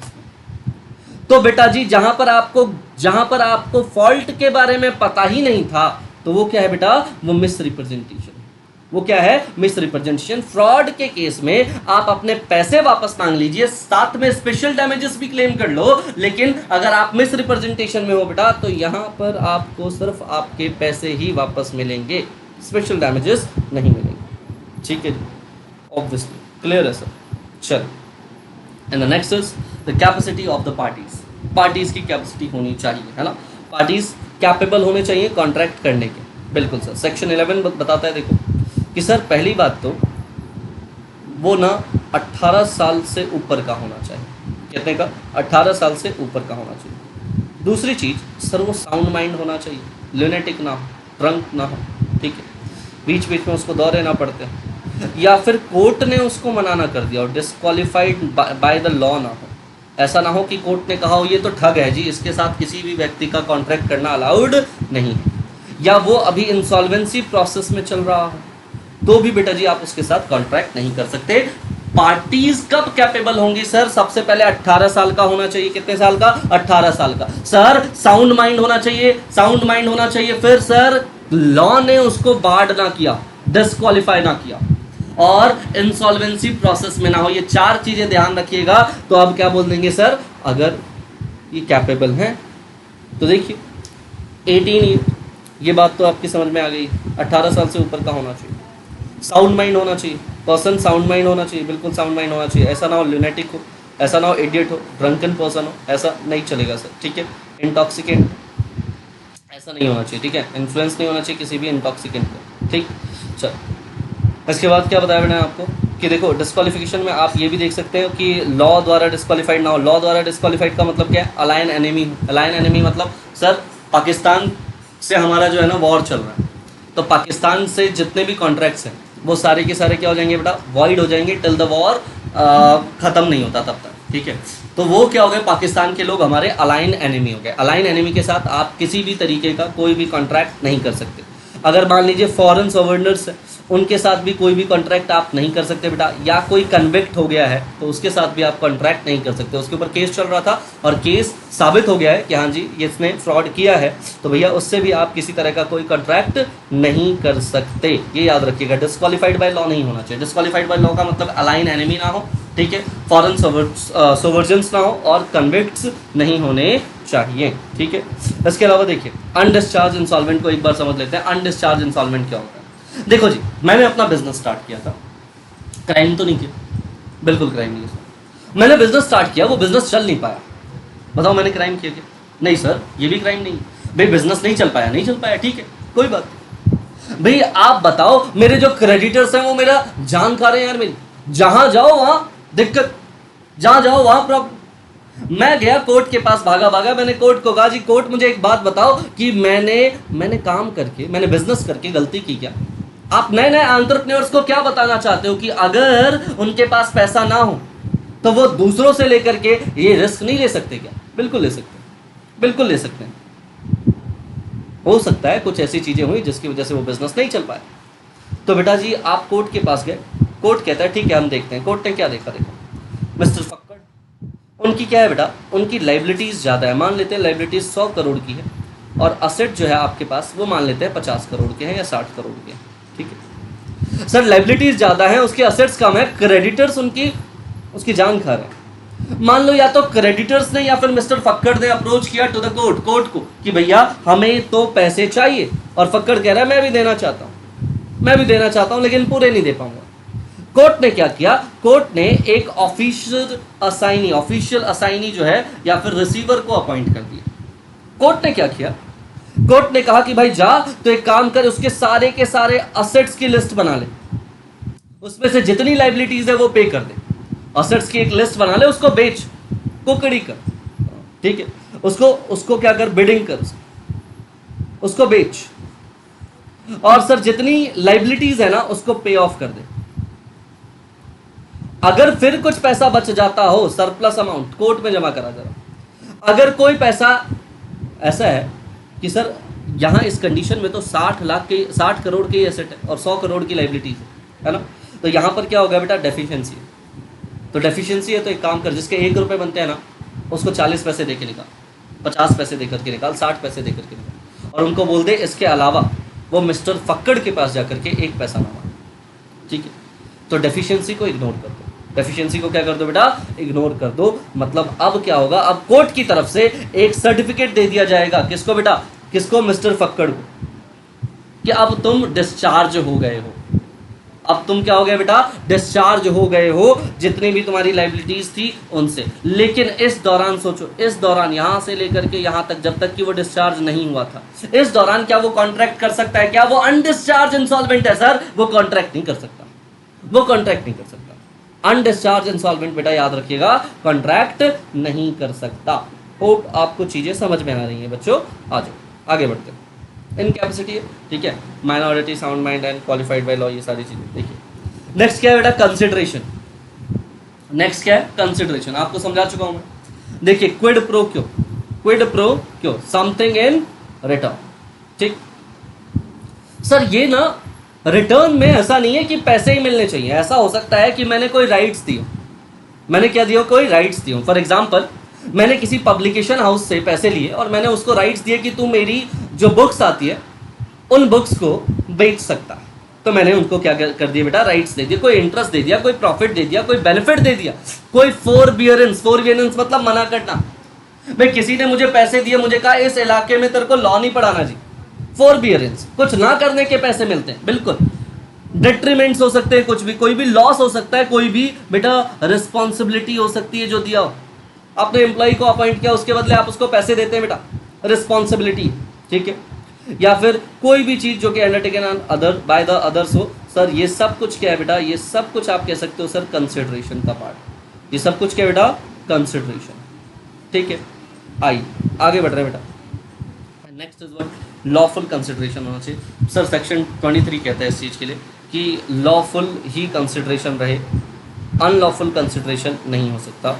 ऐसे आप देख लीजिए, ए ने प्रॉमिस किया to drop the prosecution instituted against the B for the robbery and B promises to restore the value of the things, ठीक है, the agreement is void as its object is what, unlawful। इसका object क्या बेटा, unlawful। ध्यान से देखिए, मान लीजिए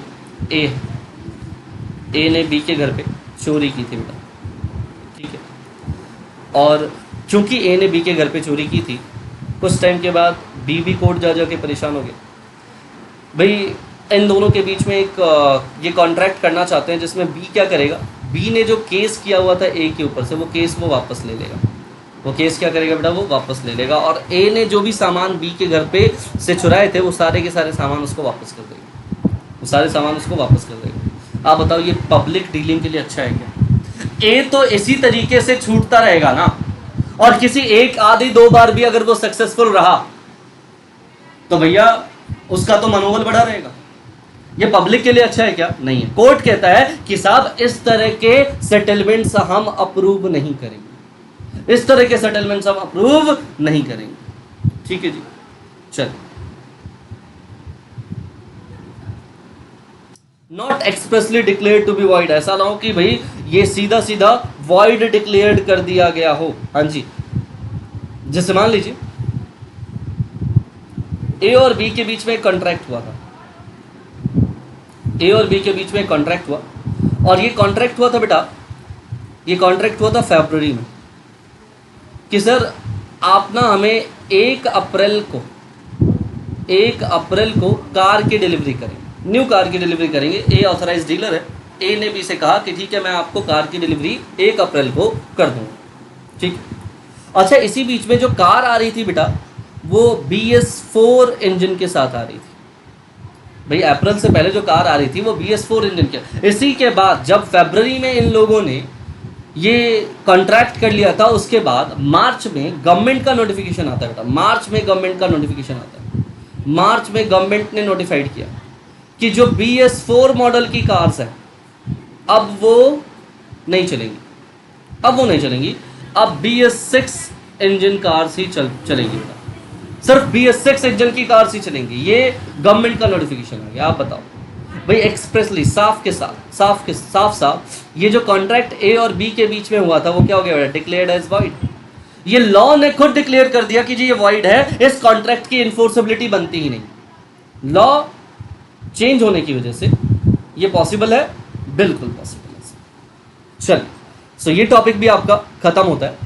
आते हैं अब टाइप्स ऑफ कॉन्ट्रैक्ट की तरफ। टाइप्स ऑफ कॉन्ट्रैक्ट क्या होते हैं सर? एक बार ये देख लीजिए सर जी।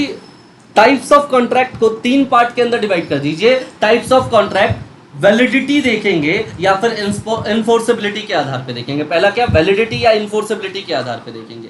सर कौन कौन से हैं बेटा जी? वैलिड कॉन्ट्रैक्ट हो सकता है, वॉइड हो सकता है, वॉइड कॉन्ट्रैक्ट, फिर वॉइड एग्रीमेंट हो सकता है बेटा, वॉइडेबल कॉन्ट्रैक्ट हो सकता है, इलीगल एग्रीमेंट हो सकता है, और अनएनफोर्सेबल कॉन्ट्रैक्ट्स भी हो सकते हैं, है ना। ये टोटली 6 हैं आपके पास। फॉर्मेशन के बेसिस पे अगर मैं कहूं तो एक्सप्रेस्ड है, एम्प्लाइड है, क्वासी है, और ई कॉम कॉन्ट्रैक्ट्स हो सकते हैं। ठीक है, इसके अलावा अगर हम बात करें तो सर परफॉर्मेंस के बेसिस पे भी पॉसिबल है executed contract, executory contract. Executory में यूनिलेटरल कॉन्ट्रैक्ट हो सकते हैं, बायलेटरल हो सकते हैं, और मल्टीलेटरल कॉन्ट्रैक्ट्स भी हो सकते हैं। बिल्कुल पॉसिबल है सर। आइए on the basis of validity और इन्फोर्सेबिलिटी बात करते हैं। सबसे पहले सर वैलिडिटी और इन्फोर्सेबिलिटी के आधार पर वैलिड कॉन्ट्रैक्ट, पहला क्या पढ़ रहे हैं बेटा? Valid contract. देखिए वैलिड क्या बोल रहे हैं सर? कह रहे सर इन्फोर्सेबल बाय लॉ होने चाहिए। क्या होने चाहिए? इन्फोर्सेबल बाय लॉ होने चाहिए। सर सेक्शन 10 के जितने असेंशियल्स हो वो सारे के सारे फुलफिल करते हुए, और सर ये वॉइड नहीं होने चाहिए, नॉट वॉइड। वैलिड कब हो जाएगा सर? बहुत आसान है ना, इन्फोर्सेबल बाय लॉ कर दो, वैलिड है।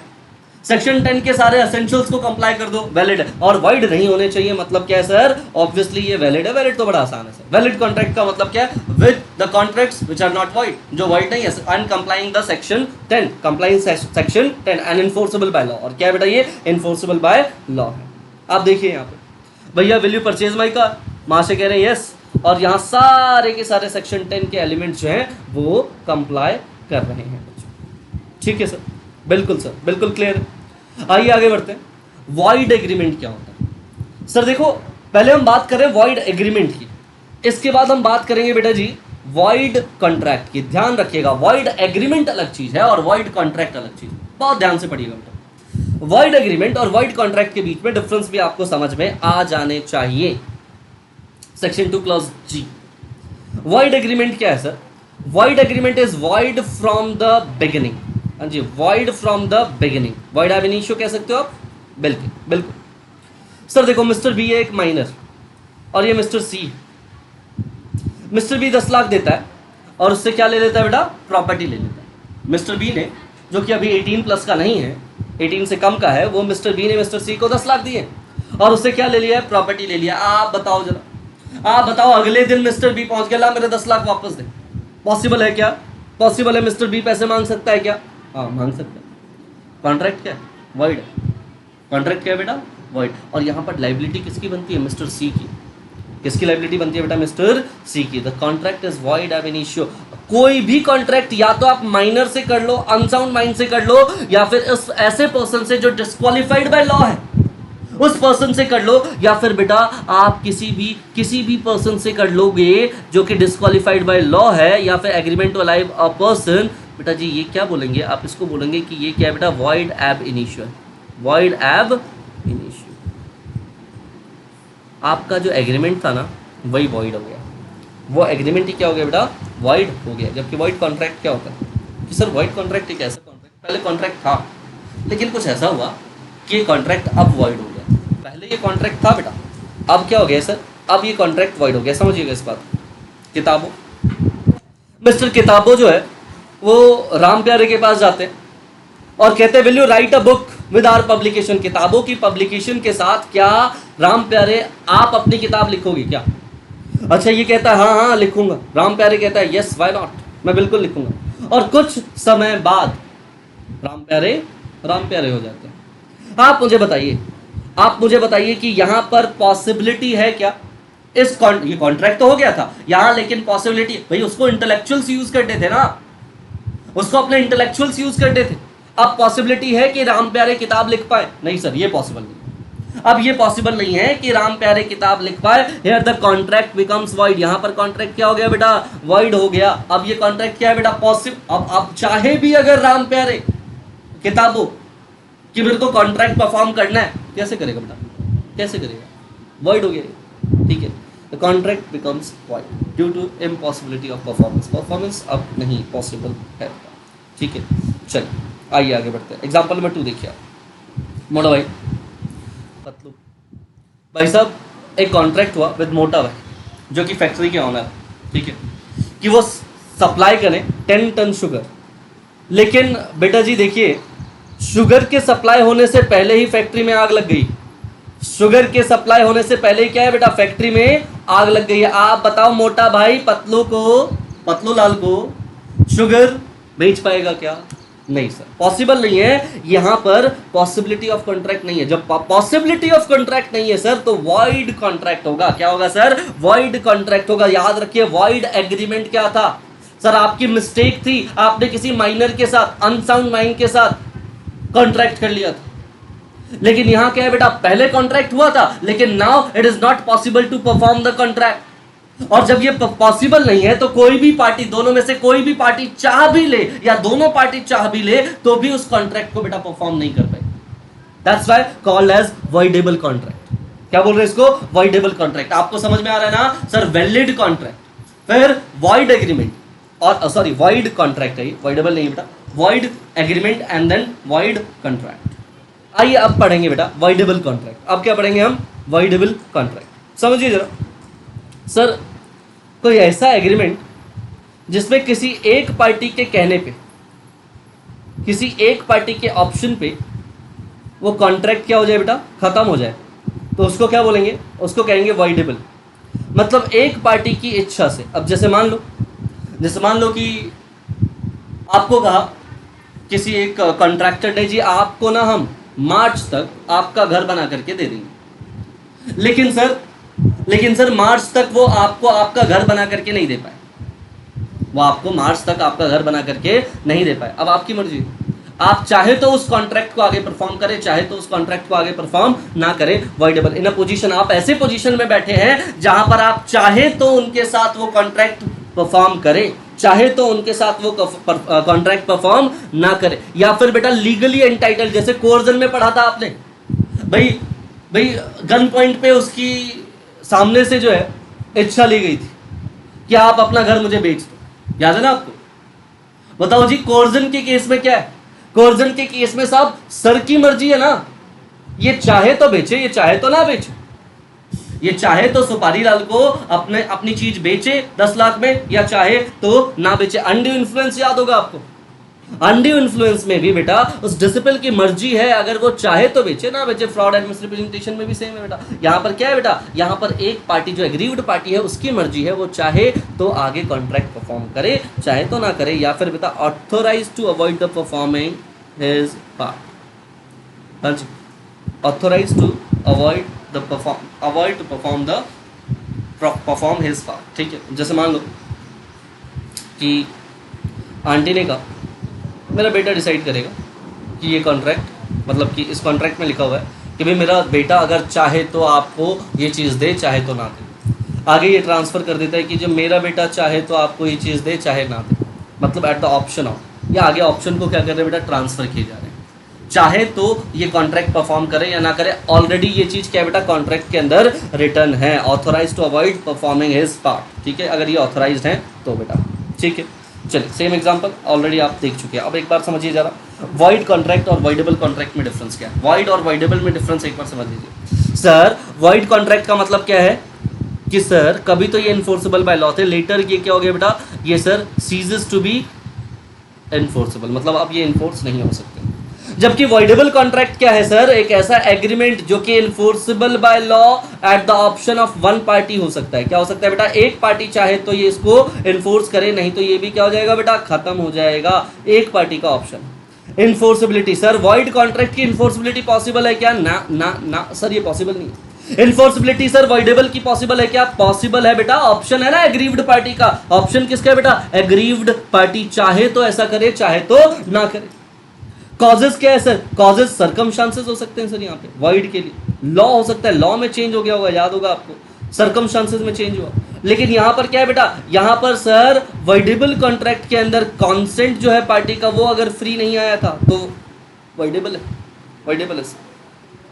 परफॉर्मेंस ऑफ कॉन्ट्रैक्ट सर, यहाँ पर तो परफॉर्मेंस हो ही नहीं सकता, और यहाँ एग्रीव्ड पार्टी चाहे तो परफॉर्म किया जा सकता है।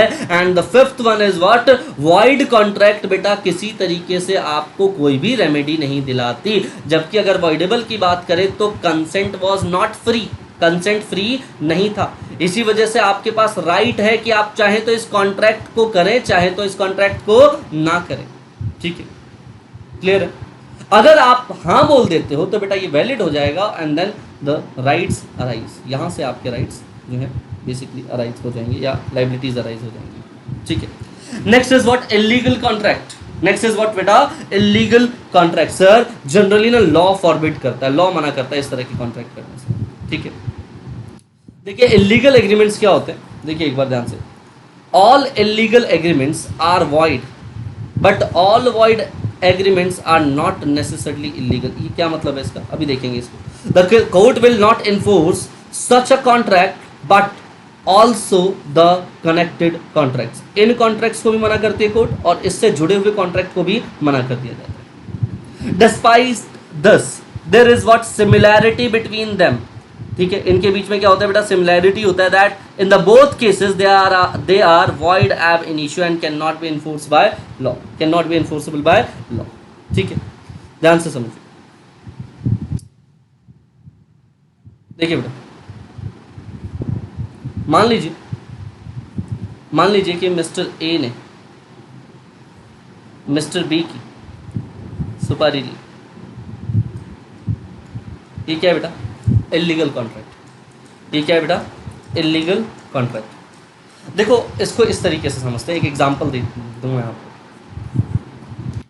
भैया ब्रदर 1 ब्रदर 2, ब्रदर 2 ने क्या किया बेटा, किसी मिस्टर डी को पकड़ा और मिस्टर बी की सुपारी दे दी। ब्रदर 2 ने क्या किया बेटा, सुपारी दे दी।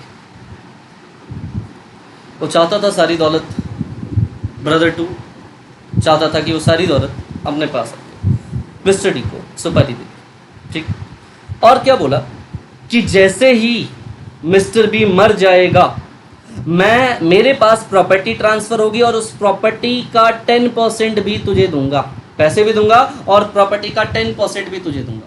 समझ रहे हो, ये एक और बात इसने कह दी।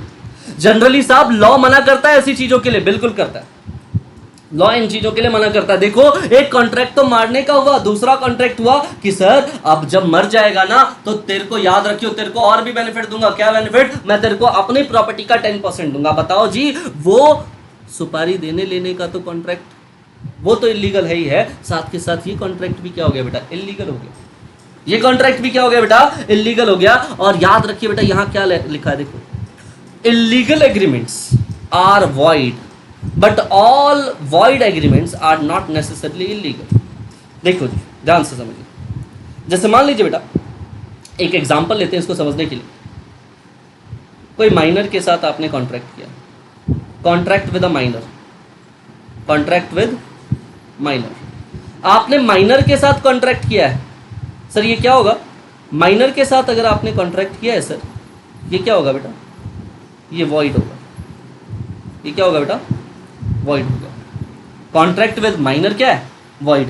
ठीक है। अच्छा, कोई आपने ना इलीगल कॉन्ट्रैक्ट किया है, इलीगल कॉन्ट्रैक्ट, मारने काटने वाला, ये क्या है बेटा? ये भी वॉइड। इलीगल कॉन्ट्रैक्ट भी क्या है बेटा? वॉइड। मैं ऐसे कह रहा हूँ, ऑल द इलीगल कॉन्ट्रैक्ट, जितने भी इलीगल कॉन्ट्रैक्ट है वो सारे के सारे वॉइड। इलीगल एग्रीमेंट्स जितने भी हैं वो सारे के सारे क्या है बेटा? वॉइड। ठीक है।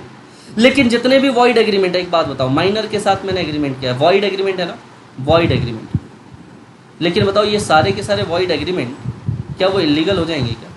नहीं सर, वो इलीगल नहीं होंगे। वो वॉइड है लेकिन वो इलीगल नहीं। तो सर ऑल इलीगल, जितने भी इलीगल चीजें हैं वो वॉइड है, लेकिन जितनी वॉइड चीजें हैं वो जरूरी नहीं है वो सारी की सारी क्या हो बेटा? इलीगल हो।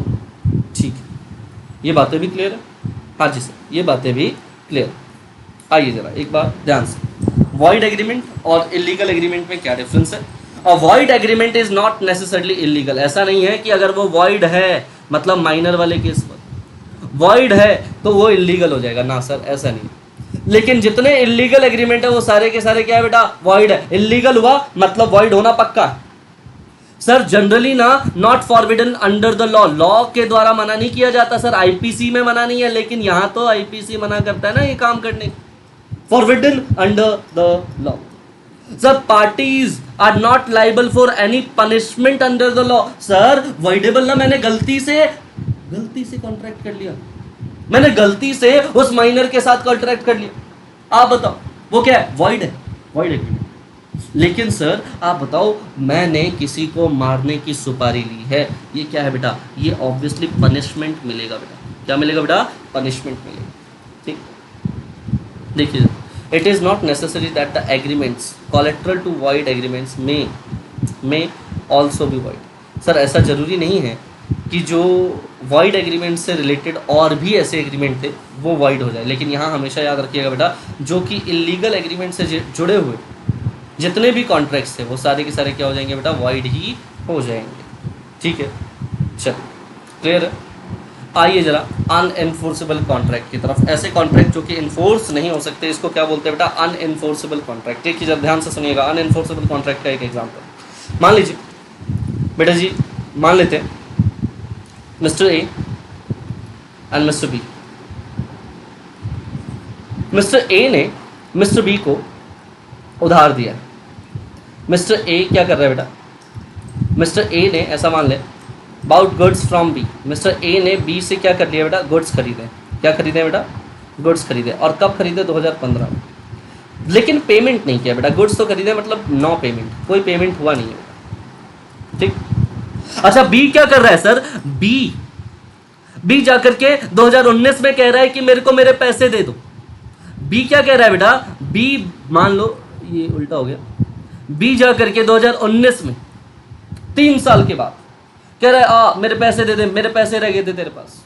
आप बताओ जी। बेटा जी, हमारे देश में ना एक एक्ट है, लिमिटेशन एक्ट। लिमिटेशन एक्ट कहता है कि अगर किसी के ऊपर कोई पैसा, आपका पैसा बकाया है, उसे 3 साल के अंदर अंदर निकलवा लीजिए। अगर वो 3 साल में आपको पैसा नहीं देता तो 3 साल के अंदर कोर्ट पहुंच जाओ। अगर 3 साल के अंदर कोर्ट पहुंच जाते हो, इसका मतलब कोर्ट उस केस को एंटरटेन करेगा। लेकिन अगर आप 3 साल के अंदर उस कोर्ट में नहीं पहुंच पाते बेटा, तो याद रखे 3 साल बाद कोर्ट इस चीज को एंटरटेन नहीं करेगा। आप 10 साल बाद जाकर के बोलो कि मेरा तो पैसा रह रहा था जी इसके पास, वो नहीं दे रही।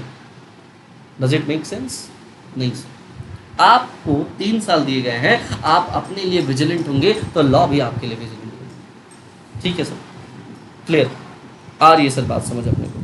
चलिए आइए आ गया सर। उसके बाद फॉर्मेशन के बेसिस पे बात करते हैं, on the basis of formation of contract. Contract के फॉर्मेशन के बेसिस पे एक्सप्रेस कॉन्ट्रैक्ट कुछ नहीं है सर, या तो आप बोल करके एक्सप्रेस कर लो, या फिर बेटा लिख करके एक्सप्रेस कर लो, मतलब राइटिंग में हो सकता है और वर्ड्स में हो सकता है, राइटिंग में हो सकता है और कैसा हो सकता है बेटा, वर्ड्स में हो सकता है। उसको क्या बोलते हैं, एक्सप्रेस कॉन्ट्रैक्ट, है ना। ए ने बी से कहा टेलीफोन पे, will you purchase my home at ₹2 lakh, B ने फोन पे ही कह दिया हाँ हाँ खरीद लेंगे, कोई दिक्कत नहीं, क्या बेटा, एक्सप्रेस कॉन्ट्रैक्ट, लेटर लिख करके बात कर ली, एक्सप्रेस कॉन्ट्रैक्ट, बिल्कुल कोई दिक्कत नहीं। एम्प्लाइड कॉन्ट्रैक्ट भी हो सकता है क्या, हाँ सर एम्प्लाइड कॉन्ट्रैक्ट भी होता है। सर एम्प्लाइड कॉन्ट्रैक्ट का मतलब क्या है, जहां पर आप अपने गेस्चर्स के थ्रू बेटा आप क्या कर रहे हो बेटा, एम्प्लाइड कॉन्ट्रैक्ट में क्या कर रहे हो, अपने गेस्चर्स के थ्रू। मान लो मेरे पास कोई आया काम करने, मैंने कहा जी रिसेप्शन पे जा करके बैठ जाओ, अगर तुम्हें ये जॉब पसंद है इतने पैसे दूंगा, आप जा करके रिसेप्शन पे बैठ जाओ, रिसेप्शन की टेबल पे जा करके बैठ गया, मतलब उसने एक्सेप्ट कर लिया, बन गया जी एम्प्लाइड कॉन्ट्रैक्ट। क्या बन गया ये,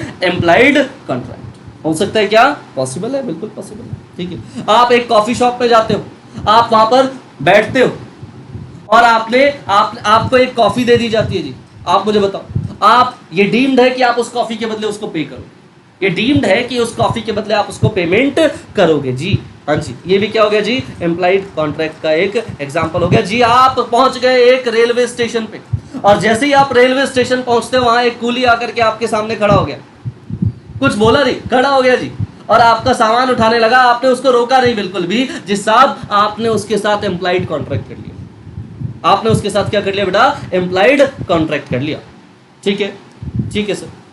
देखिए एम्प्लाइड कॉन्ट्रैक्ट का एक पार्ट होता है बेटा tacit contract. Tacit contract is what, जहां पर टेसिट का मतलब क्या होता है बेटा, टेसिट का मतलब होता है साइलेंट, टेसिट का मतलब क्या होता है बेटा, साइलेंट।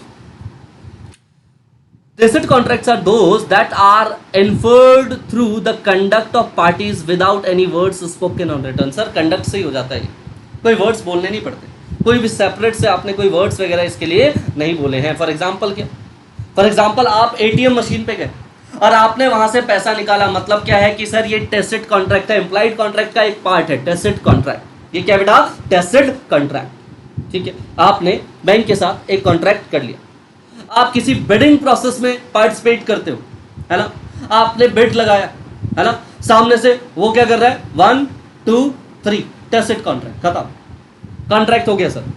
ऑफर आपने क्या किया बेटा, आपने जो ऑफर दिया था उसको एक्सेप्ट कर लिया गया, दैट्स इट, टेसिट कॉन्ट्रैक्ट, ठीक। चलो क्वासी कॉन्ट्रैक्ट क्या होता है सर, एक और आता है बेटा क्वासी कॉन्ट्रैक्ट। क्वासी कॉन्ट्रैक्ट क्या होता है, देखिए यहाँ पे क्वासी कॉन्ट्रैक्ट का मतलब क्या है सर, एक्चुअली में ये कॉन्ट्रैक्ट होते नहीं, पहली बात तो ये सर ये कॉन्ट्रैक्ट नहीं होते हैं, लेकिन फिर भी ये लॉ के अंडर क्रिएट होते हैं कुछ सर्कमस्टांसेस की वजह से, इसीलिए हम इसको क्या बोल रहे हैं बेटा, कॉन्ट्रैक्ट, ठीक है। Law creates and enforce the legal rights and obligations when no real contract exist. कोई भी रियल कॉन्ट्रैक्ट नहीं है, such obligation are known as the quasi contract. इसको क्या बोलते हैं बेटा, क्वासी कॉन्ट्रैक्ट बोलते हैं। In other words it is a contract in which there is no intention of the parties either party to make a contract but law imposes a contract upon the party. Sir मेरा intention नहीं था उससे contract करने का, लेकिन ना मैंने कुछ ऐसा काम कर दिया जिसकी वजह से मेरा और उसका कॉन्ट्रैक्ट हो गया। सर एग्जाम्पल दूंगा, एग्जाम्पल क्या होगा भैया, ऐसा हुआ कि मैं अपना पर्स जो है, मेरा पर्स कहीं गिर गया और किसी को मिल गया जी साहब, अब देखो उसके साथ मेरा कॉन्ट्रैक्ट हो चुका है, वो क्या करेगा, वो बेटा उस पैसों को, उस पर्स को पुलिस स्टेशन लेकर के जाएगा, या मेरा नंबर है उसके अंदर, वो मुझे ढूंढ करके मुझे वो पैसे, वो पर्स मुझे वापस करेगा बेटा जी, ये कॉन्ट्रैक्ट हो चुका है। इसको क्या बोलते हैं बेटा, क्वासी कॉन्ट्रैक्ट। ये सर ये हमारा म्यूचुअल एग्रीमेंट से नहीं हुआ, ये कैसे हुआ बेटा, ये इन्फोर्सेबल बाय लॉ था, लॉ ने इन्फोर्स किया हुआ है। ये कैसे किया, किसने किया बेटा, ये लॉ ने इन्फोर्स किया हुआ है। And the next one is the E contracts. क्या है बेटा आपके पास, ई कॉन्ट्रैक्ट्स। ई कॉन्ट्रैक्ट्स क्या होते हैं सर, ई कॉन्ट्रैक्ट्स मतलब जो इंटरनेट के माध्यम से होते हैं, है ना, बिल्कुल। चलिए आइए आगे बढ़ते हैं, परफॉर्मेंस के बेसिस पे आ जाइए। आपने देखा है परफॉर्मेंस के बेसिस पे एक तो है आपके पास एग्जीक्यूटेड कॉन्ट्रैक्ट और एक है बेटा एग्जीक्यूटरी कॉन्ट्रैक्ट। एग्जीक्यूटेड का मतलब क्या है, जहां पर दोनों ने एग्जीक्यूट कर दिया ऑलरेडी, ठीक है, जब दोनों ही पार्टी ने क्या कर दिया बेटा, एग्जीक्यूट कर दिया। When the grocery seller sales a sugar on a cash payment it is what, executed. मैं गया, मैंने जी कैश में दिया और उससे ग्रोसरी आइटम लेकर के आ गया, शुगर आइटम लेकर के आ गया, दिस इज व्हाट एग्जीक्यूटेड। हो गया सर, हो गया कॉन्ट्रैक्ट, ठीक है, खत्म। एग्जीक्यूटरी क्या होता है, टू बी परफॉर्म, अभी परफॉर्म किया जाना बाकी, अभी परफॉर्म किया जाना बाकी, या तो दोनों पार्टी की तरफ से या किसी एक पार्टी की तरफ से। से, यानी यूनिलेटरल एग्जीक्यूटरी भी हो सकता है और बायलेटरल एग्जीक्यूटरी भी हो सकता है बेटा। जैसे मान लो कि टीचर और स्टूडेंट की बात कर लेते हैं, सामने से आया किसी ट्यूशन पढ़ना है, हम आपको हर महीने 1000 रुपीज दे देंगे, मान लो हर महीने 1000 रुपीज दे देंगे। अब टीचर को बेटा 1000 रुपीज हर महीने मिल रहे हैं, ठीक, लेकिन टीचर ने आगे क्या करना है बेटा, बैच आगे से शुरू करना है, आगे से पढ़ाना है उसको, आगे पढ़ाएगा वो कभी, है ना भाई, एक डेट है ना, उस डेट से वो पढ़ाना स्टार्ट करेगा। ये क्या है बेटा, एग्जीक्यूटरी। यूनिलेटरल या बायलेटरल, यूनिलेटरल, एक तरफ से तो पेमेंट आ गई है ना, लेकिन अगर दोनों तरफ से, एक तरफ से पेमेंट आ गई और दूसरी तरफ से जो सर्विसेज है टीचर की वो भी डिलीवर्ड हो गई, तो क्या हो गया बेटा, एग्जीक्यूटेड, एग्जीक्यूटेड। अच्छा जी, कॉन्ट्रैक्ट हो चुका है कि सर जब बैच बनेगा तब आएंगे, ये क्या हो जाएगा बेटा, बायलेटरल एग्जीक्यूटरी। कॉन्ट्रैक्ट हो चुका है कि बैच बनेगा तब वो आएंगे, बायलेटरल एग्जीक्यूटरी। आई होप आपको ये बातें समझ में आ रही होंगी, यूनिलेटरल एंड बायलेटरल कॉन्ट्रैक्ट भी आपको समझ में आ गया बेटा, क्लियर है।